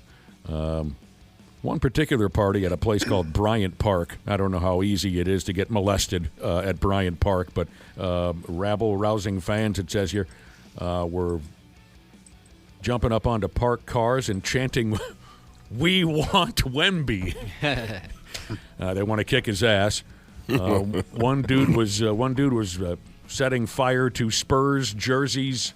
There's video out there, Josh, of an angry mob chasing a Spurs fan across the street. Oh, that's awesome. Come on, don't do that. That's terrible. I know. It's just, can you just be adults about this for a few minutes? Well, you were saying they were chanting, "We want Wemby." Did he show up? Yes. He did? Yeah. How'd it go? He choked them all to death. And wasn't he painting in a park or something yesterday? I thought I saw a headline saying that. Sounds like something he would do. He was painting I thought he was like doing arts and crafts. I thought he showed up at a park and did that, and then he played some hoops with some kids. That was a couple of days ago, I think. See, and so the cops have to show up with their riot gear. Do you see what we mean now? What Brad Ryder and I are feeling, you know? Yeah. They got to get out the pepper spray. And at this point, I'm kind of having a hard time keeping up with Danhausen. Now he's cursed the Knicks, then he reversed the curse, and then he did this and that. I love it, but it is getting kind of oversaturated. At this point, I mean, I love Danhausen, but he's reversed. I can't keep up with who's cursed, who has been reversed. I don't get it anymore. I mean, I love the guy, and we're actually hoping to get the guy in studio here in the next couple of weeks or something, but. I think he's kind of he's busting out a little too hard and heavy here, Danhausen. In the hockey tournament or the Stanley Cup final, he cursed the Hurricanes, then he reversed, and then he cursed the Vegas. I don't know. This was really funny though. ESPN put up a graphic on a program yesterday that cracked folks up.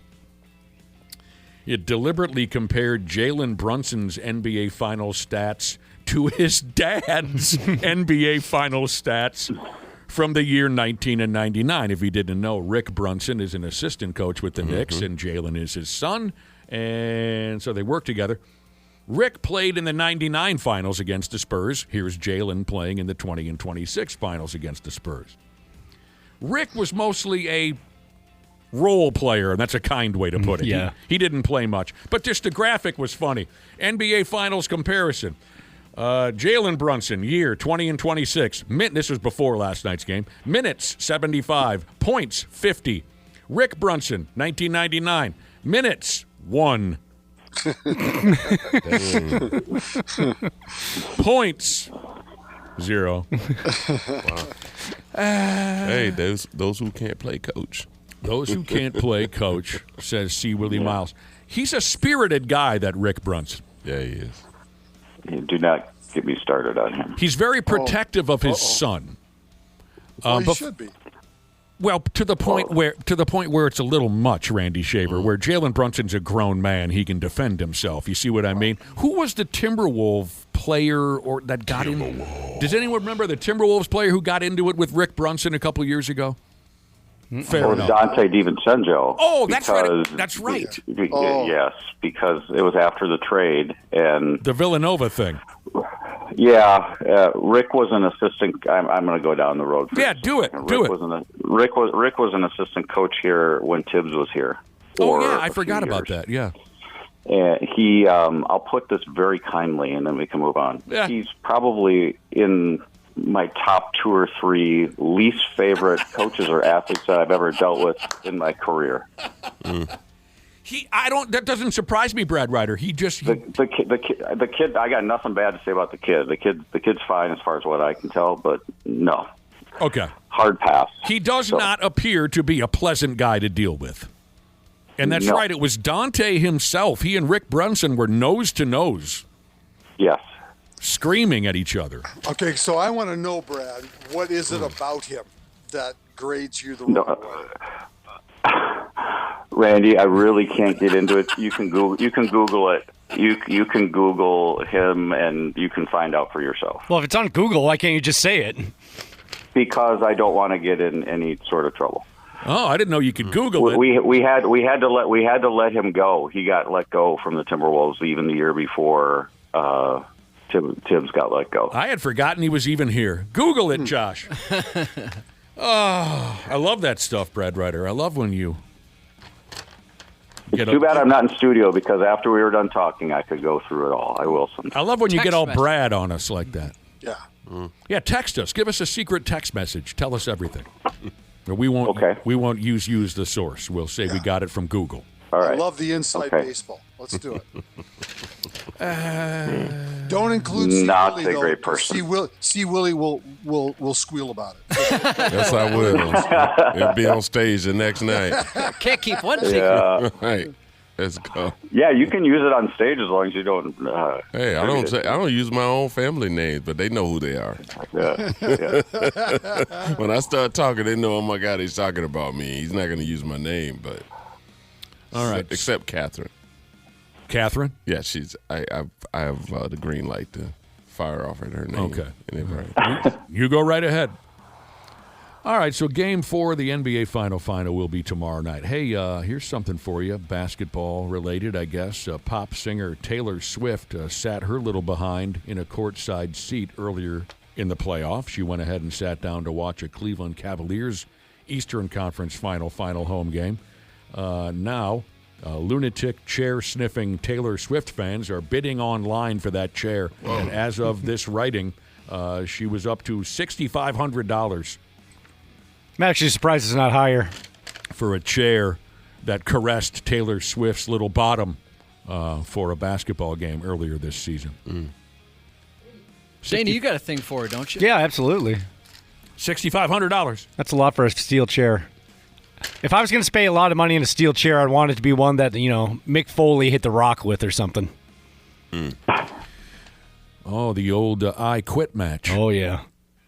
Some people almost puked during Mick Foley and Dwayne Johnson's I Quit match. A buddy of mine showed that to his kid recently. I think he's 10 or 11, just getting into wrestling, and he goes, "That was a mistake. I forgot just how bad that was." I never saw it. You mean it's violent? Oh, he hits him. Rock handcuffs Mankind, Mick Foley, behind his back and proceeds to hit him with like 17 straight chair shots. His kids were in the front row crying their eyes out. New guy was in the corner puking. Yeah. The Lynx are now 9-2 on the season. They've won 7 in a row. They have a huge game tonight at Target Center against the Dallas Wings, who are currently in second place in the WNBA. The game is scheduled to tip off around 7 o'clock. You going to the game, C. Willie? No. It's Paige Becker's team, isn't it? Yeah. Yep, it is. I wish I could. Well, don't just make a phone call. Yeah, I could do that. Yeah. Got stuff going on this week, though. He's got stuff going on. Lynx Wingy tonight. Love that team. Been watching them, man. And Olivia Miles, she's. Oh yeah, she's the real deal. She's a real deal, man. Yes, she is. Everybody's been talking about Olivia Miles. She's the real She's deal. a problem. You think Dallas might be regretting their first pick a little bit? They picked right in front of the Lynx. Maybe so. They passed on her, I guess Maybe is what so. I'm saying. Yeah. Not only are the Las Vegas Golden Knights and Carolina Hurricanes putting on a hell of a show so far, but at the same time, it says here that both clubs are pumping out babies like my cousin Matt. What's he up to? Double digits?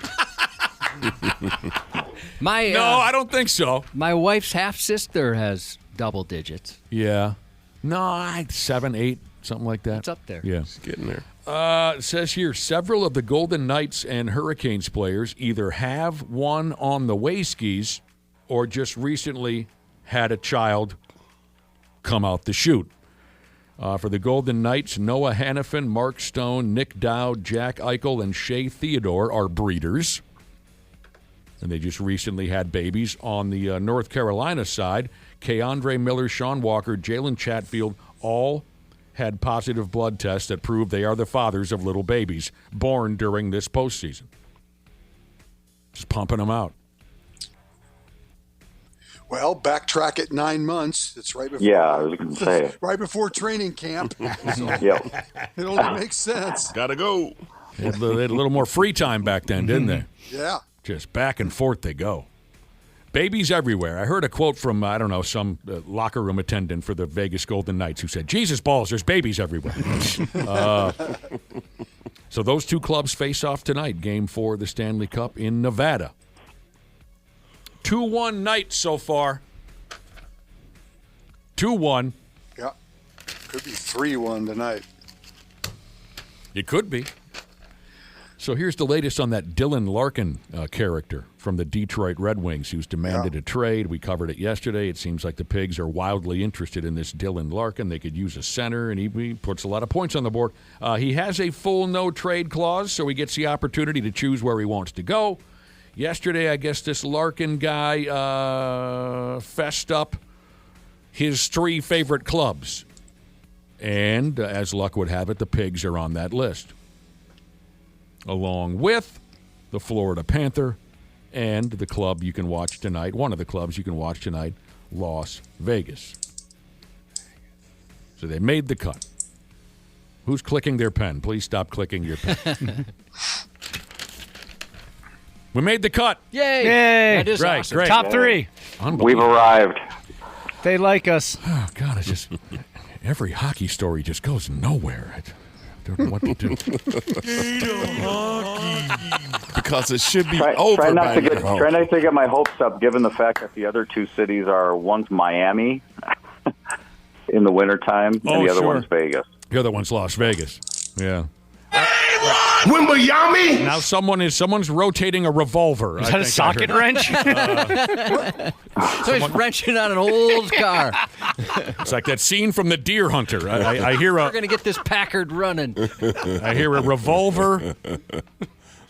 Show him, Nicky. Show him you got balls, Nicky. That's my imitation of Robert De Niro from the Russian roulette scene in The Deer Hunter. Sounds like the Pigs may not extend the contract of Max Zuccarello. If they make this trade for Dylan Larkin, that could mean that Zuccarello goes this way. But you know what the problem is, Cubby? He's the Russian kid's best friend. It could be a problem then. You're right. Whoa. Interesting. He's the Russian kid's best friend. Well, you can't take away his best friend. And maybe he'll want to sign a contract with a Florida or Nevada hockey club. Yeah, that'd be the fear. It sounds like the boys are aggressively pursuing Michael McCarron. Remember the big tall kid they signed from Nashville? And he had a hell of a great playoff round, or 2 rounds. So, you know, someone's always going to be bumped out the mix, which is a shame. Head coaches keep going round and round. You know how they do. Round and round they go. I think they call that the carousel. Los Angeles Kings are hiring Peter Laviolette as their new head coach. What a great last name, Laviolette. Didn't coach last season. His last gig was with the New York Rangers. They canned him. But he did win a Stanley Cup with the North Carolina Hurricanes back in 2000. He's coached 1,594 games. I think that's in the top 10. He's been around forever. They just keep swinging him around. They go this way, they go that way.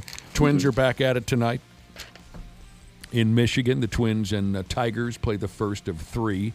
Starting at 5:40 tonight, the starting pitching matchup is Taj Bradley versus Troy Melton. Taj Bradley needs to get himself back on track because he has struggled the last few outings after getting off to a great start. So hopefully he'll be able to do that tonight. I don't know about Buxton, if he'll be in the lineup. He's still day-to-day. We'll see if he's back in there tonight. Hopefully he will be. But, I mean, the Tigers, the Twins are, what? They're 7 games. Couple of games ahead of the Tigers in the standings. Twins are 7 games under the 500 mark. The Tigers are 12 games under. Wow. Yeah. Who would have guessed that, right? At this point in the year. Now, here's a hockey fan who just texted in and said, trade the Russian. Wow. Well, you know how it is. He was supposed to score 35 goals in that round against Colorado, you know, and if he doesn't. Have a hat trick in every game. Right. A shot on goal would have been nice. And every time Joe Mauer stepped up to the plate, he was supposed to hit a home run. It would have been okay, Dana. Jeez. Wait a minute. Mr. Hockey has something to say? He didn't get it. Did he not register a shot on goal the final 2 games of that series? I don't remember. I think it was the final game. I'd believe it. I believe it. It's not I just like the way you said it. Yeah. Sometimes it's not as easy as it seems. But. Do you know what the Mighty Ducks did back in the 90s? They shot the puck, okay? That's what he should have done. Dana wants to train him. You would hope that kid could get a shot on goal. You would hope so. I do understand what you mean. But it's not always as easy as you. Yeah. Trade the Rush. One of our listeners says, go ahead, trade him.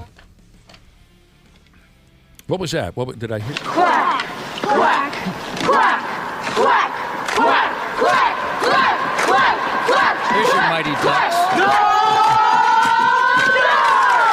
Just for the records, Josh who played that, not me. Was that a wild practice? Yeah, they do the quacking. Bill Guerin getting them fired up out there at practice. Say quack. So the Athletics played their first game in Las Vegas last night. But not at their stadium. No, but it was in Las Vegas, right? Yeah, it was. Yeah. Low scoring affair. And it turned out it sure was. What a great game. Come on. It turned Shoot out the to puck. be if this is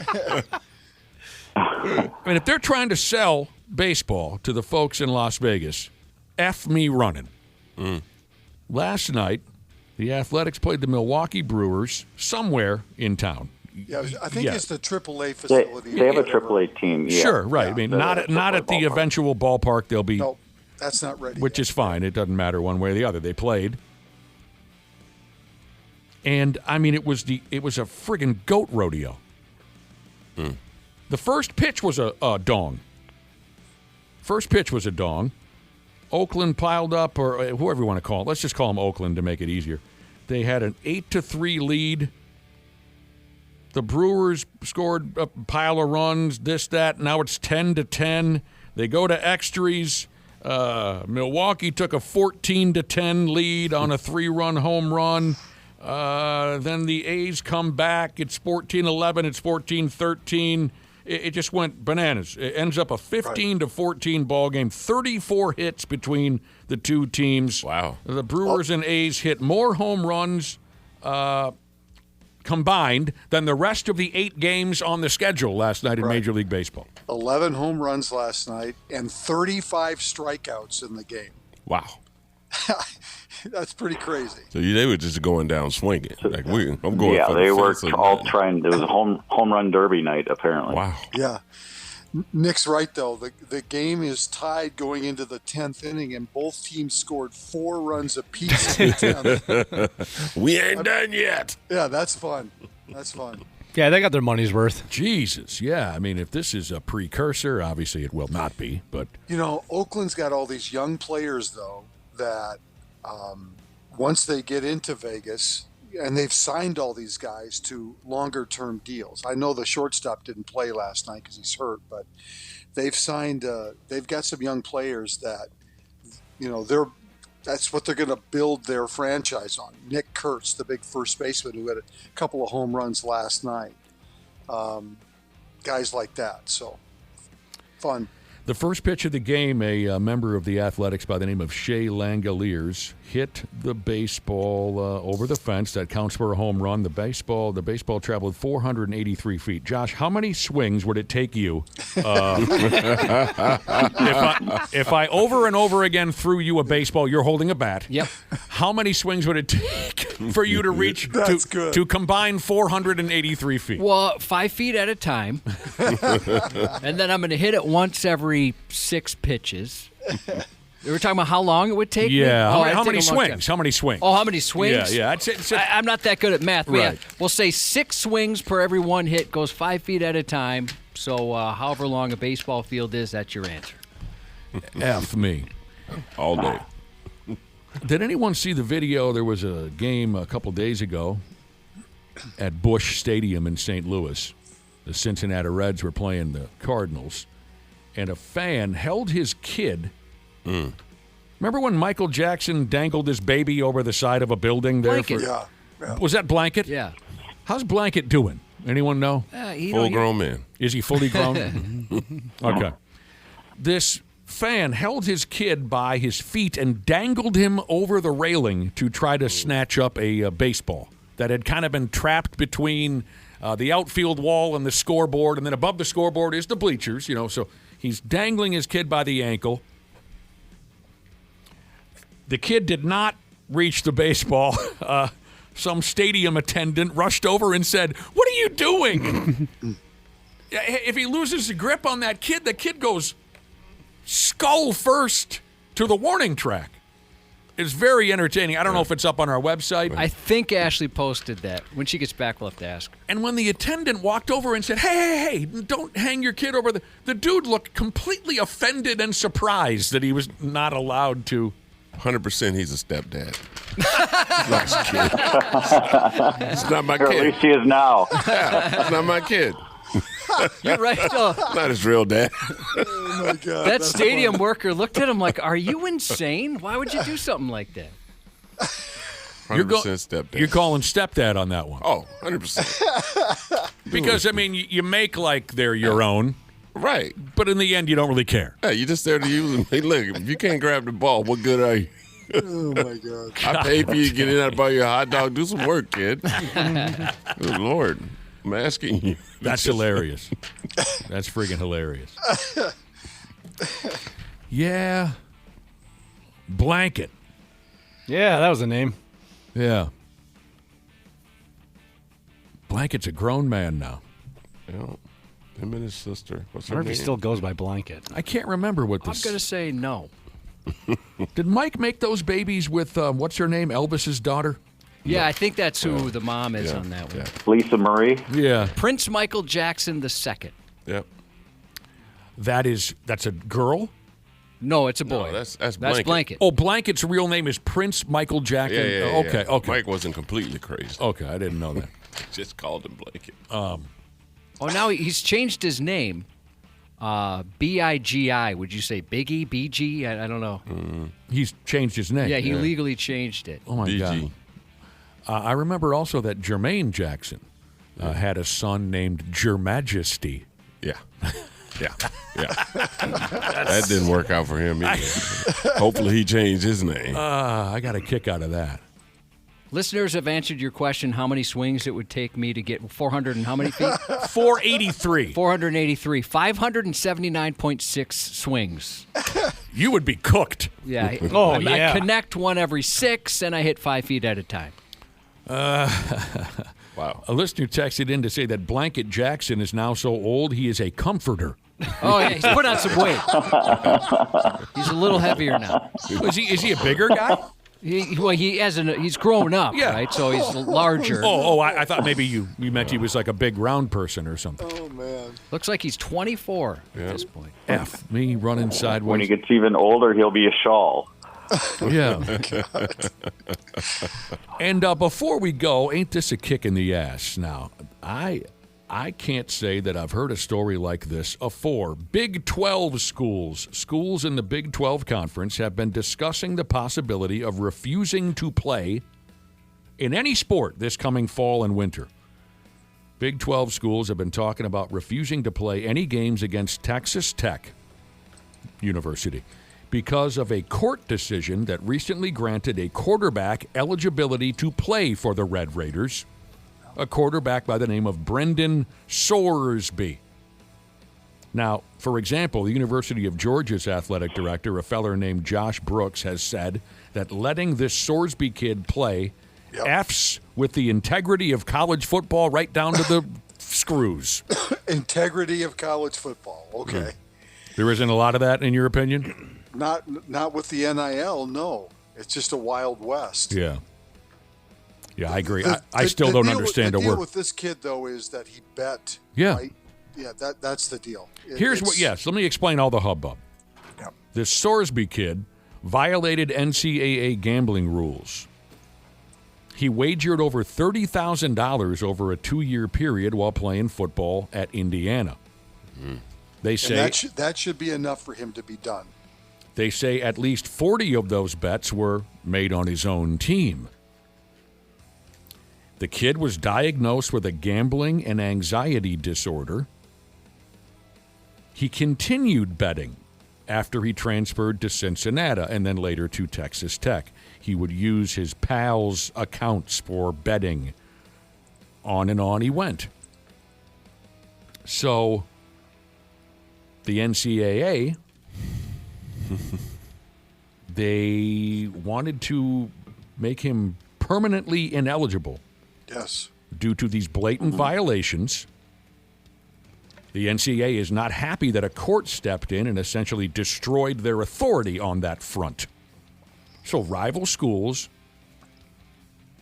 are also pissed, and they're considering refusing to play Texas Tech for that reason. In their mind, Texas Tech will be fielding a player who should not be allowed to play ever again.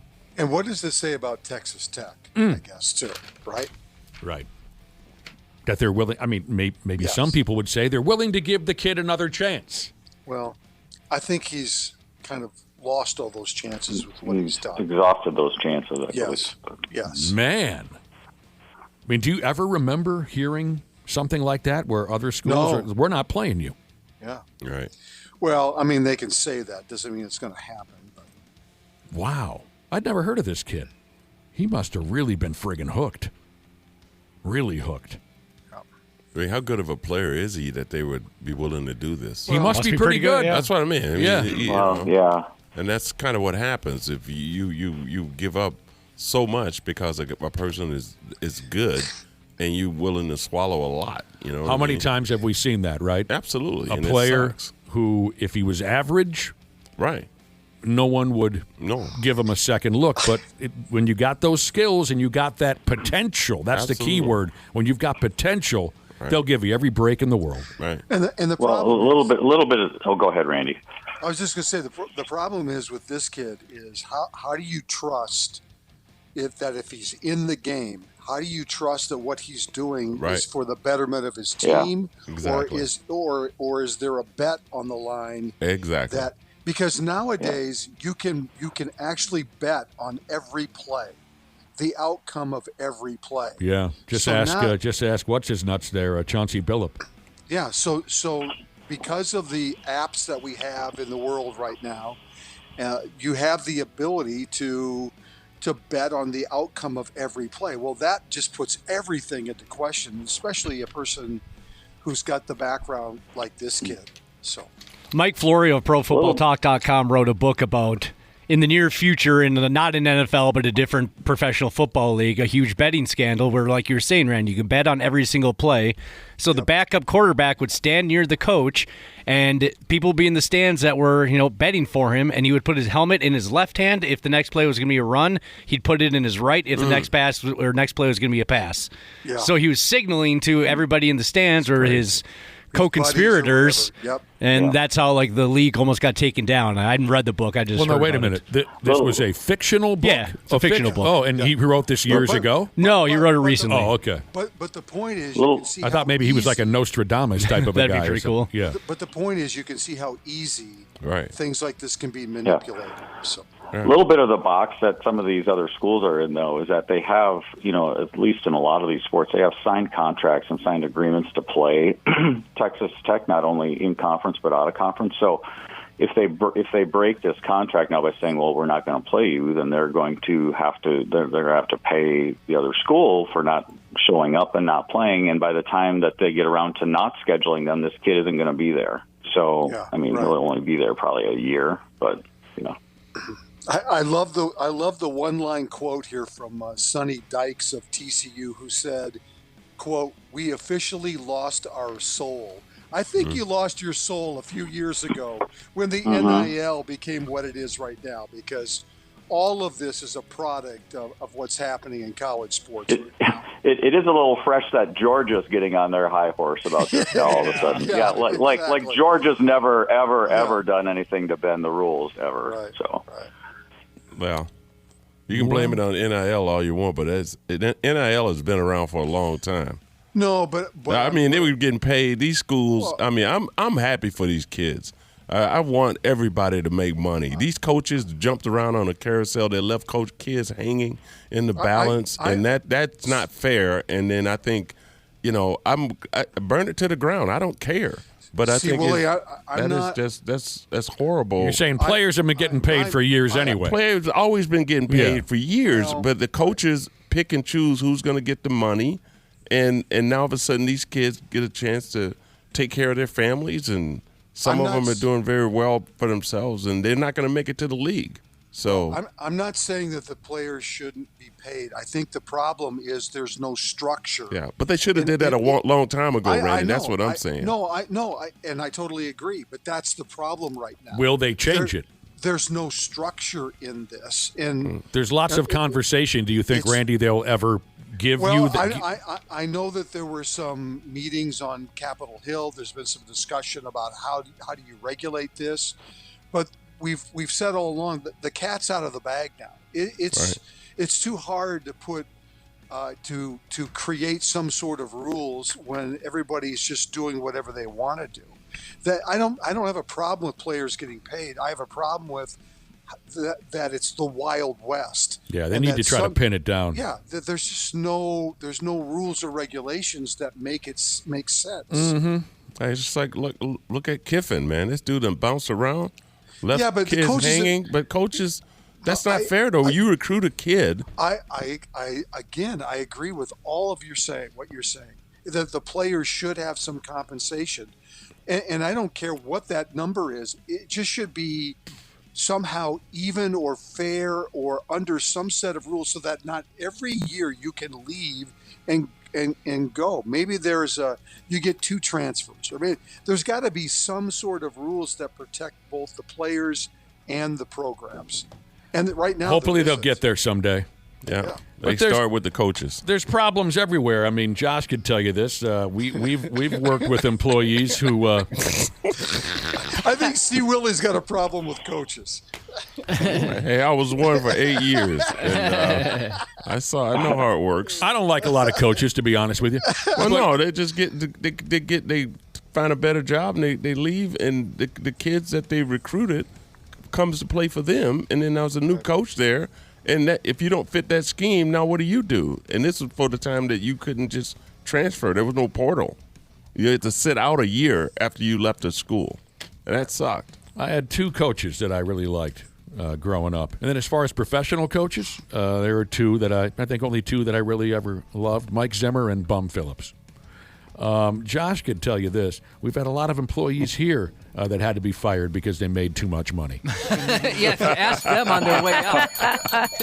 Doesn't matter all the real reasons they were fired. It must suck. I suppose that's a way to make yourself feel better. If you see them on the street, they'll tell you, oh, why? Why did I get...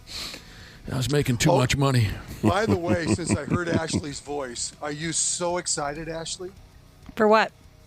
Max Kepler's back in the league. Oh, are you serious? This is the first I'm hearing about it. Well, he can't play yet. End of June. Oh!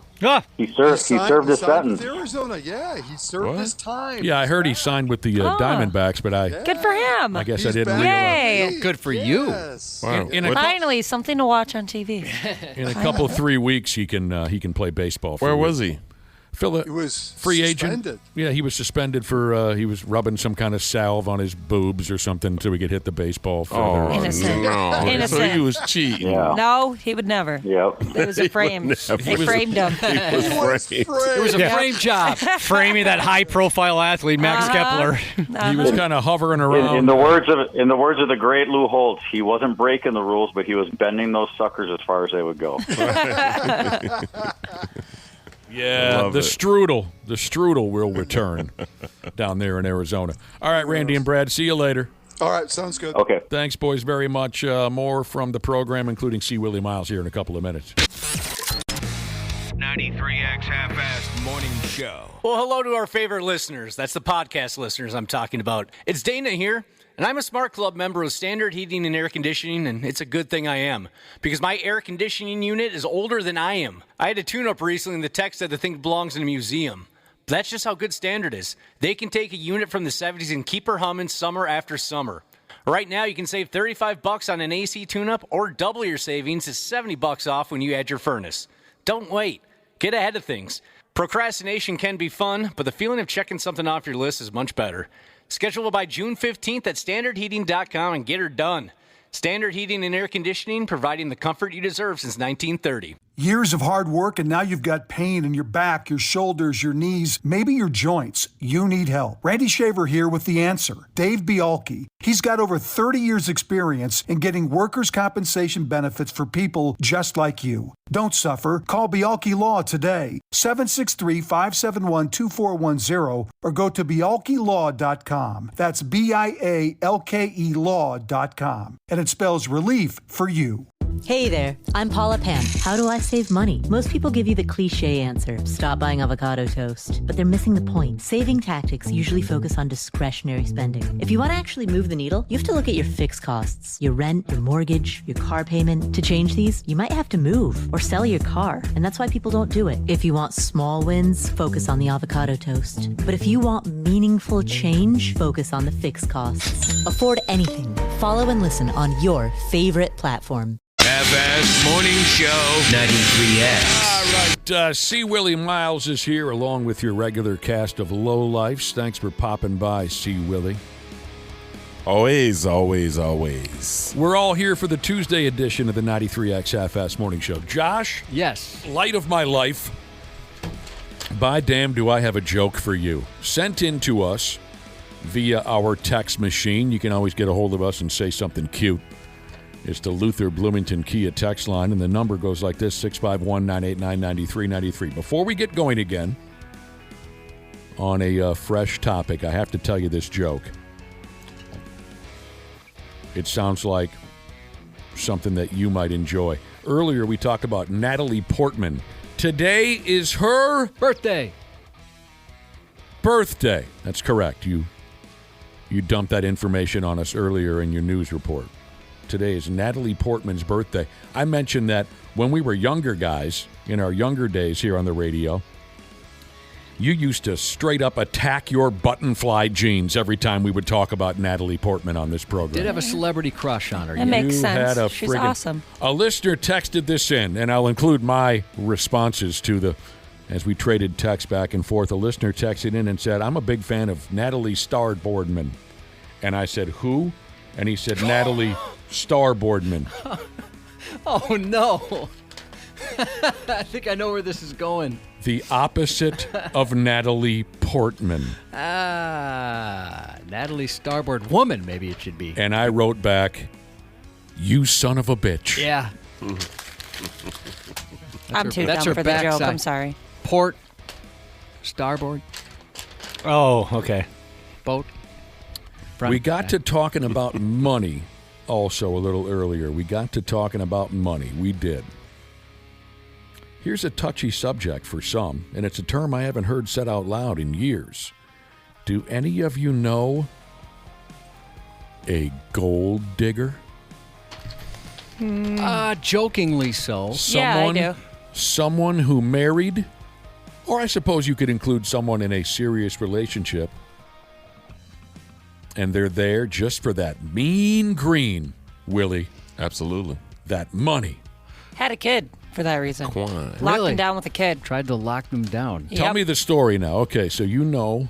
Yeah, I know somebody where already has kids, like, done that. I think the youngest was, like, 8 at the time. So, like, over that part of her life, wasn't going to have more kids. Met a rich guy. He was going to break up with her multiple times, just, like, couldn't stand her anymore. And then next thing you know, you find out she's pregnant. So they have not gotten married because he does not think it's a great idea. But yeah, that's the She's vibe there. that me and my mom have received. is She's that- there for his money. Yeah. I hadn't heard this term in a long time. It sounds like, I don't know, seems like maybe a subject that was big in the 80s, in my opinion. Yeah. But I'm always thinking about the 80s because I've got something wrong with me. But you don't hear that term very often, gold digger. It's never been obviously like hi, I'm a gold digger, but you can definitely tell that that's the vibe and that's what's going down. Some people are cool with it on both sides. My daughter's always joked she wants to marry rich. That's her only goal. Yeah. Call them sugar Very daddies. Yep. Yeah. Sugar Everybody daddy. Sugar Classic, daddy, sugar yeah. mamas. I used to say that when I was younger too. I mean, I know girls that'll admit they have no interest in a guy, but let him buy him a drink. I wouldn't want to be locked in a conversation with somebody I didn't want to talk to. I wouldn't count that, Josh. Yeah, I mean, but I'm saying that's the closest I can think of. You don't really see Willie Miles. Oh, 100%. Yeah. In my industry, there's a lot of gold diggers. Oh, I bet. Yeah. There's a lot of gold diggers. Granny diggers. Granny? I'm Oh, sorry? yeah. You find somebody like these guys, older women that got money. We call them granny diggers. Dudes that go after older dudes women. that go after grannies. Yeah. You know. I mean, I say grannies. I mean, he's in his 20s or 30s, and she's in her 50s, maybe early 60s. It is. It's insane. Like, I know people. I have a friend who. I've only told 2 people not to marry a person. Yeah. And both times I was 100% correct. But they turned you down in that moment. They did it anyway. They did it anyway. And regretted it. That's the nice thing about not having money. You never have to worry about somebody coming after you for your money. Yeah. Oh, God. Now someone texted in and said that they're a fan of Natlaie Starboardman, which is the opposite of Natlalie Portman. Now you get that one, right? Yeah, I Ashley? get that one. Yeah. That one's a little easier for me. So, anyway, some numbers have been dug up on gold diggers or gold digging. I think for the longest time, it was thought of as something that only women do. They go after some dude's cash. But the arithmetic that's been done on the subject shows that men do it too. You know, good for women. That means we're making enough money. There you go. Wanted in that way. There you go. That's a plus. Yeah. I mean, I have my suspicion about someone that I know. Because, yeah, the dude's got big bucks. Or at least his family has big bucks. And once they're all gone, we all know where that money's going to trickle down to. And they've just never seemed happy to me. And so I have my guesses.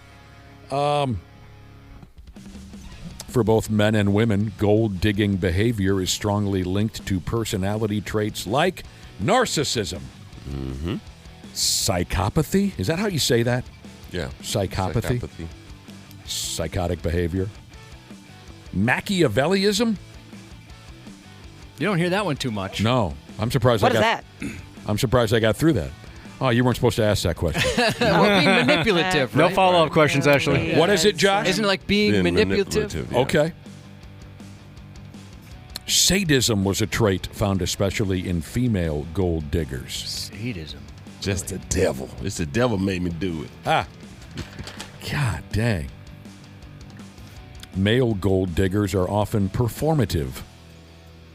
They might act extra sensitive, progressive, and compassionate to appear less threatening and hide their real motivations, which is to take your money. Do you get fooled by that, Ashley? Or did you ever, when you were younger, like a guy that'd be, aren't guys the worst? They're just terrible. Oh, God, yeah. That was Those are the ones I think you need to worry about. Yeah, They're those being are the sketchy dudes. A little too sneaky. I actually just was telling my husband about one the other day. This guy it's kind of my fault, too. He would drive me to school every day. I think it was, it was senior year, and I still didn't have my license yet. So he was nice enough to drive me to school. And at that time, my high school boyfriend was already graduated. So I asked a friend. And I don't know, I guess I would talk about my boyfriend here and there. And he was always very sympathetic and so sweet about it. And then one of the times we broke up, he thought, this is my time to make the move. I was like going on and on about how like, he's a piece of crap. You deserve so much better. And the better is me. Like, you should be with me. Wow. Yeah. He stopped giving me rides to school. We weren't friends anymore. Yeah, that might end it. Yeah. Dude, you're my Uber driver. Yeah. Shout out That's to what you, you dude. are. I hope he's doing good. Marrying for money. Wow. If that's the only reason and you can make it work, I don't know, you must be nuts. Well, that's what you used to want to do. What's that? You used to want to marry a woman with money and a heart condition. Right. I haven't found that perfect combination. It was you forgot about the third trait, I didn't know if you wanted to say the third trait. which is what I was taught. This is just something I was taught. Yeah, I didn't know if that one should come up or not. Yeah, fair enough. I mean, a couple people are texted in saying, "Was I a gold digger with my first wife?" No. I'd readily admit to you if I really only married her for money. You'd still be with her if that was the case. If I would, oh yeah, right. If I was just there for the money, hell yeah, I would have hung on no matter what. That's pretty interesting. Anytime you say that word, that Kanye West, Jamie Foxx song's so catchy, but I don't think I'm allowed to sing it necessarily, but that is a catchy tune. Kanye West and who? Yeah, I ain't saying she's a gold digger, and then yeah. I'm not going to go with the rest. Here. Right. Oh, there's a song about it. Yeah. Oh, yeah. Okay. Well, yeah. Like I said, I don't know, you got to be wired different if all you need in life is the money. True. Yeah, I couldn't handle if you'd have to like the person. I don't understand I could do just the money. I'd go nuts. I mean, maybe that's why some marriages end just horribly violent, disgusting endings because... Oh, maybe that's the goal.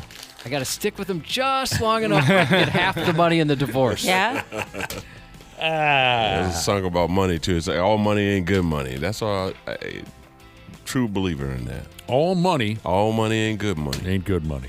I had an ex-girlfriend who would repeatedly tell me, because her dad was very rich, like FU money style rich, and she goes, if you don't marry me, that's going to be the dumbest decision you've ever made in your entire life because of how rich her dad was. Really? Uh-huh. But if we did get married, we'd both be dead right now. Or one of us would be dead, the other would be in jail. Right. There's no way we were going to make that work. He would have died rich. Here we go. Yeah, say what you will about Wessel, but man, did he die rich. Beautiful funeral. That coffin was solid gold. Solid gold. Box Tossing Jesus texted in. He knows. We've known each other for years. He knows the truth. He said, my first wife married me just for my body. Wow. Oh, absolutely. I had a hot body. People are telling us that Steel Panther has a song called Gold Digging Whore. That doesn't surprise me. That doesn't surprise me. Missed that one. All right. So there you go. See Willie Miles coming up on July 10th, if you are in town, we would love to have you join us on our Independence Day Booze Cruise. Independence Day Booze Cruise. Let's put that in the commercial. Hello. We made some form of an announcement yesterday, and we need to keep pushing this sumbitch so we can get a big crowd. Our latest 93X Booze Cruise, July 10th from 7 to 10 p.m. out there on the St. Croix. We'll be hanging out again with the fine folks from Stillwater Riverboats. They always provide us with a wonderful boat and a terrific ride. Sponsored by 10K Construction. We're happy to have those folks on board. So again, July 10th, 7 to 10. If you're just hearing about this, you don't need to win your way in. You can go ahead to 93x.com and buy a ticket so you're sure you get a spot. You're not going to be battling with the text machine or the telephone calls like we did for years and years to get on our Independence Day Booze Cruise. You can buy a ticket. $25 gets you that 3-hour cruise. We'll have something or another there for you to eat. Music from DJ Crisis. And we'll have giveaways and all kinds of laughs. 21 plus. Mm-hmm. And if you want in, get on it, because we expect this sumbitch to sell out. But if you, of course, see Willie Miles being a member of the program, you can just walk your carcass smooth onto the boat. I am in, baby. Mm-hmm. Independence Day Booze Cruise. Uh-huh. There you go. We're happy to be throwing another party this 4th of July. The 93X Half-Assed Morning Show. All right, we're about ready to line dance our way out of this nightmare, but first we were talking about money. We were talking about gold diggers. They're out there, by damn, if you got a few bucks in your pocket, they might come after you and try to marry you for your money and then make your life a living hell. Maybe kill you in the end. I ain't saying she's a gold digger. She don't catchy. mess with no cotton pickers. Are you guys still singing that song? Get stuck in your head. Yeah. Yeah. I wasn't thinking about it until Josh said it. Then it just plants a seed. I haven't heard that one yet. I'll have to check that out. Josh, here's a listener who says, I'm not a gold digger, but I'm a health insurance digger. He says, my wife has great insurance and I need it. Right. Gosh, you know you're getting old when that's something you think of. I think about that too. Do you? I can't leave her. She's got awesome insurance. You're one of these guys, you really know where every damn dime is going, don't you? I try to, yeah. You son of a bitch. Here's a couple interesting questions on the topic of money. Interesting questions that were sent in to us from our listening audience. When you were a kid, did you ever make plans with your rich friend, even though he or she was a dork, just to get a taste of the benefits? No. No. I mean, I had friends that were rich, and it was awesome going to their house. Name brand foods. You know, we never had name brand foods. Right. A couple of them had pools, like TV, projector TVs, or the rear projection large televisions. They'd go out to eat and stuff, and the parents would take us with them. You never chose them over your poor friends? Broke friends? No, nothing like that. No, I similar situation. I had quite a few buddies who their folks made a wonderful living, and so same thing as Josh was explaining, pools and big TVs, and we're going to ball games, and we're eating pizza whenever we want it, things like that. But no, I never intentionally chose to hang out with them just for that little dose of the good life. My daughter's always had kind of a funny theory about Mike McDaniel, the former coach of the Dolphins. Oh, sure. Just a looks geeky like a guy. Weed dealer. Yeah, he doesn't look like your average football coach. She said that he seems like the type of guy that was only popular in high school with the jocks because his parents had a pool. So we're talking about 100%. That's how he got into football? Yeah, it's just, his parents had the pool. We don't want to hang out with the guy. I guess we'll go over there, He threw some parties for the jocks. He learned the game. Yep. And now this is a whole new animal here. It might be short, but it sure is skinny. Jesus, did you ever pretend to be someone you're not for a piece of ass? That's a whole different subject. Different subject. No. Just in the way of like, hey, you want to go downtown? I'm like, oh my God, I love going downtown. Oh Absolutely. my God, that is so funny. A loud dance club choked with college kids? Yes, I can't wait to go down to that. Musicals? Yeah, let's go watch a musical. I love musicals. That's how I tried sushi for the first time. Oh, Gross. no. That's disgusting. I've learned to love it, but the first time it was sushi, of course. They call me me, Mr. Sushi. No, never. No one could ever get me to do that. They tried, and I was like, "No, I'm good." But Actually, you should have seen her. Me and my husband met on Hinge, and on his profile it said like the perfect night or whatever, and it was like cocktails and steak in the city or something stupid corny like that. And I was like, sweet, I like both of those things. We've never done that once. That was a hook. Yeah, I agreed. What the heck, dude? I agreed to a coffee date once. I don't drink coffee, and I didn't even know what to do when I got there. Oh, Jesus. It's like a latte? A couple of years ago, my brother calls me on the telephone, and he says, hey, you remember Missy from school? And I said, sure I do. And he said, yeah, I met her for coffee this morning. And I said, who is this? you did what? You met someone for coffee? Anyway, here's one more question on the topic of money. Because that whole, have we ever pretended to be someone else for a piece of ass, that's a good half-hour conversation maybe down the road some other day. Who was the rich movie or television character that you wished you were when you were a kid? I got you. Richie Rich. Yeah. Or no. Richie. You're thinking of Silver Spoons. Yeah, Silver Spoons. What was that guy's name? Ricky Carmichael. Ricky Schroeder. Ricky Schroeder. Yeah, where they had like the train. Yeah. They had the video games. Oh, dude. Yeah. That's who I wanted to be. Silver Spoons. That show, yep. And I already forgot his name. Rick Schroeder. Sure. I played that game in my head dozens of times when I was a little kid, sitting in our broken Rambler covered in garbage. I love different strokes. I thought, oh my damn! Yeah. Look at the. It seemed like every TV show, with the exception of a couple, they were all completely loaded. In the 80s, that was kind of that was a regular gimmick, wasn't it? The Growing rich Pains, kids. Family Ties. I used to even look at the Brady Bunch house and fantasize that I could live in a house like that. Absolutely. So, wow. What about you, C. Willie Miles? You grew up in a hut. No, we were poor. We weren't allowed to dream. You weren't allowed to dream. That costs money to dream. Costs money to dream. Yeah, we didn't waste our time on things that You were too broke to dream. No, we were too. Hey, that's a rich man sport. I did a lot of that. I grew up. Who I wanted to be, who I dreamt that I could be, was Sidney Poitier. When he was playing Mr. Tibbs. Okay. They called me Mr. Tibbs. I remember that. I used to love him, and I was like, I want to wear a suit, and I want to be able to, He was so handsome and classy. Right. It just I didn't. Yeah. Classy. Maybe that's why I gravitated towards Good Times. Yeah, because that's they were one of my favorite shows. They were a poor family. Yeah. I loved those shows, but I ain't never.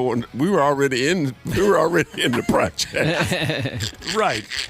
Yeah, this is great. I probably did too much of that. It probably was unhealthy. I would watch television shows and movies and watch characters like the Brady Bunch and I would say, God dang it, that would be so nice to have so much room and beautiful. How. That was just, I don't know. I like this text. This person says, I'm more of a silver digger. I'm impressed if you have your Camry paid off. I love it. I wasn't a gold digger back in my day. When I wasn't even a gold digger. Honestly, I was more of a credit score digger. Because we're going to need she can get things, a loan. man. Right. We're going to need things later on in life. And if your credit is trash, then, and mine is trash, we ain't going to never buy nothing. I'll get the money. Ooh, wow. I need the credit. This is perfect. Wisco Maple Syrup Jesus says he wanted to be Webster. Now, a lot of folks might not remember. Emmanuel Lewis played that show. Webster, was this cute little kid. Wisco Maple Syrup Jesus said he wanted to be Webster with all the secret rooms and little hall. Yeah, he had a really cool. Oh, it sounds cool. He could crawl through the walls of his house and end up, overlooking his parents' bed while they had sex. He was. No, he didn't do that. We don't know for sure. Tiny little character. Dana, what's that one that Malcolm in the Middle is in, and then the guy turns blue? Oh. Where he's rich. I don't remember. That's what Agent Cody Banks? I can't remember what it was, but I know somebody in the listening audience knows what it is, and that's I wanted to be him. He had like his own slide in his house that went into a pool. It was so cool. I just remember being like, "That's gonna be me." This was in a movie? Yeah. One of our listeners would fantasize that his parents were Thurston and Mrs. Howell. Oh, dude, you got big bucks then. From Gilligan. We got to get out of here. Thanks, C. Willie. Absolutely. Wonderful seeing you as always. Congratulations to Rice County Bushlight Jesus and his smoking hot wife. They welcomed their baby boy Mason into the brotherhood. Now they're, Ashley, they've got 3 under 3. They're officially outnumbered. They have made a terrible, terrible mistake. Wow. Someone's got to do it, I guess. It's a world changer. Wow. There's a family I will not be fantasizing at all. I'm so Once happy. you're outnumbered, woo, that's different. Good luck. Happy birthday to Straw Hat Jesus and happy 3rd birthday to the Grams twins. 93X. Half-assed morning show. Well, hello to our favorite listeners. That's the podcast listeners I'm talking about. It's Dana here, and I'm a Smart Club member of Standard Heating and Air Conditioning, and it's a good thing I am, because my air conditioning unit is older than I am. I had a tune-up recently, and the tech said the thing belongs in a museum. But that's just how good Standard is. They can take a unit from the 70s and keep her humming summer after summer. Right now, you can save $35 on an AC tune-up, or double your savings to $70 off when you add your furnace. Don't wait. Get ahead of things. Procrastination can be fun, but the feeling of checking something off your list is much better. Schedule by June 15th at standardheating.com and get her done. Standard Heating and Air Conditioning, providing the comfort you deserve since 1930.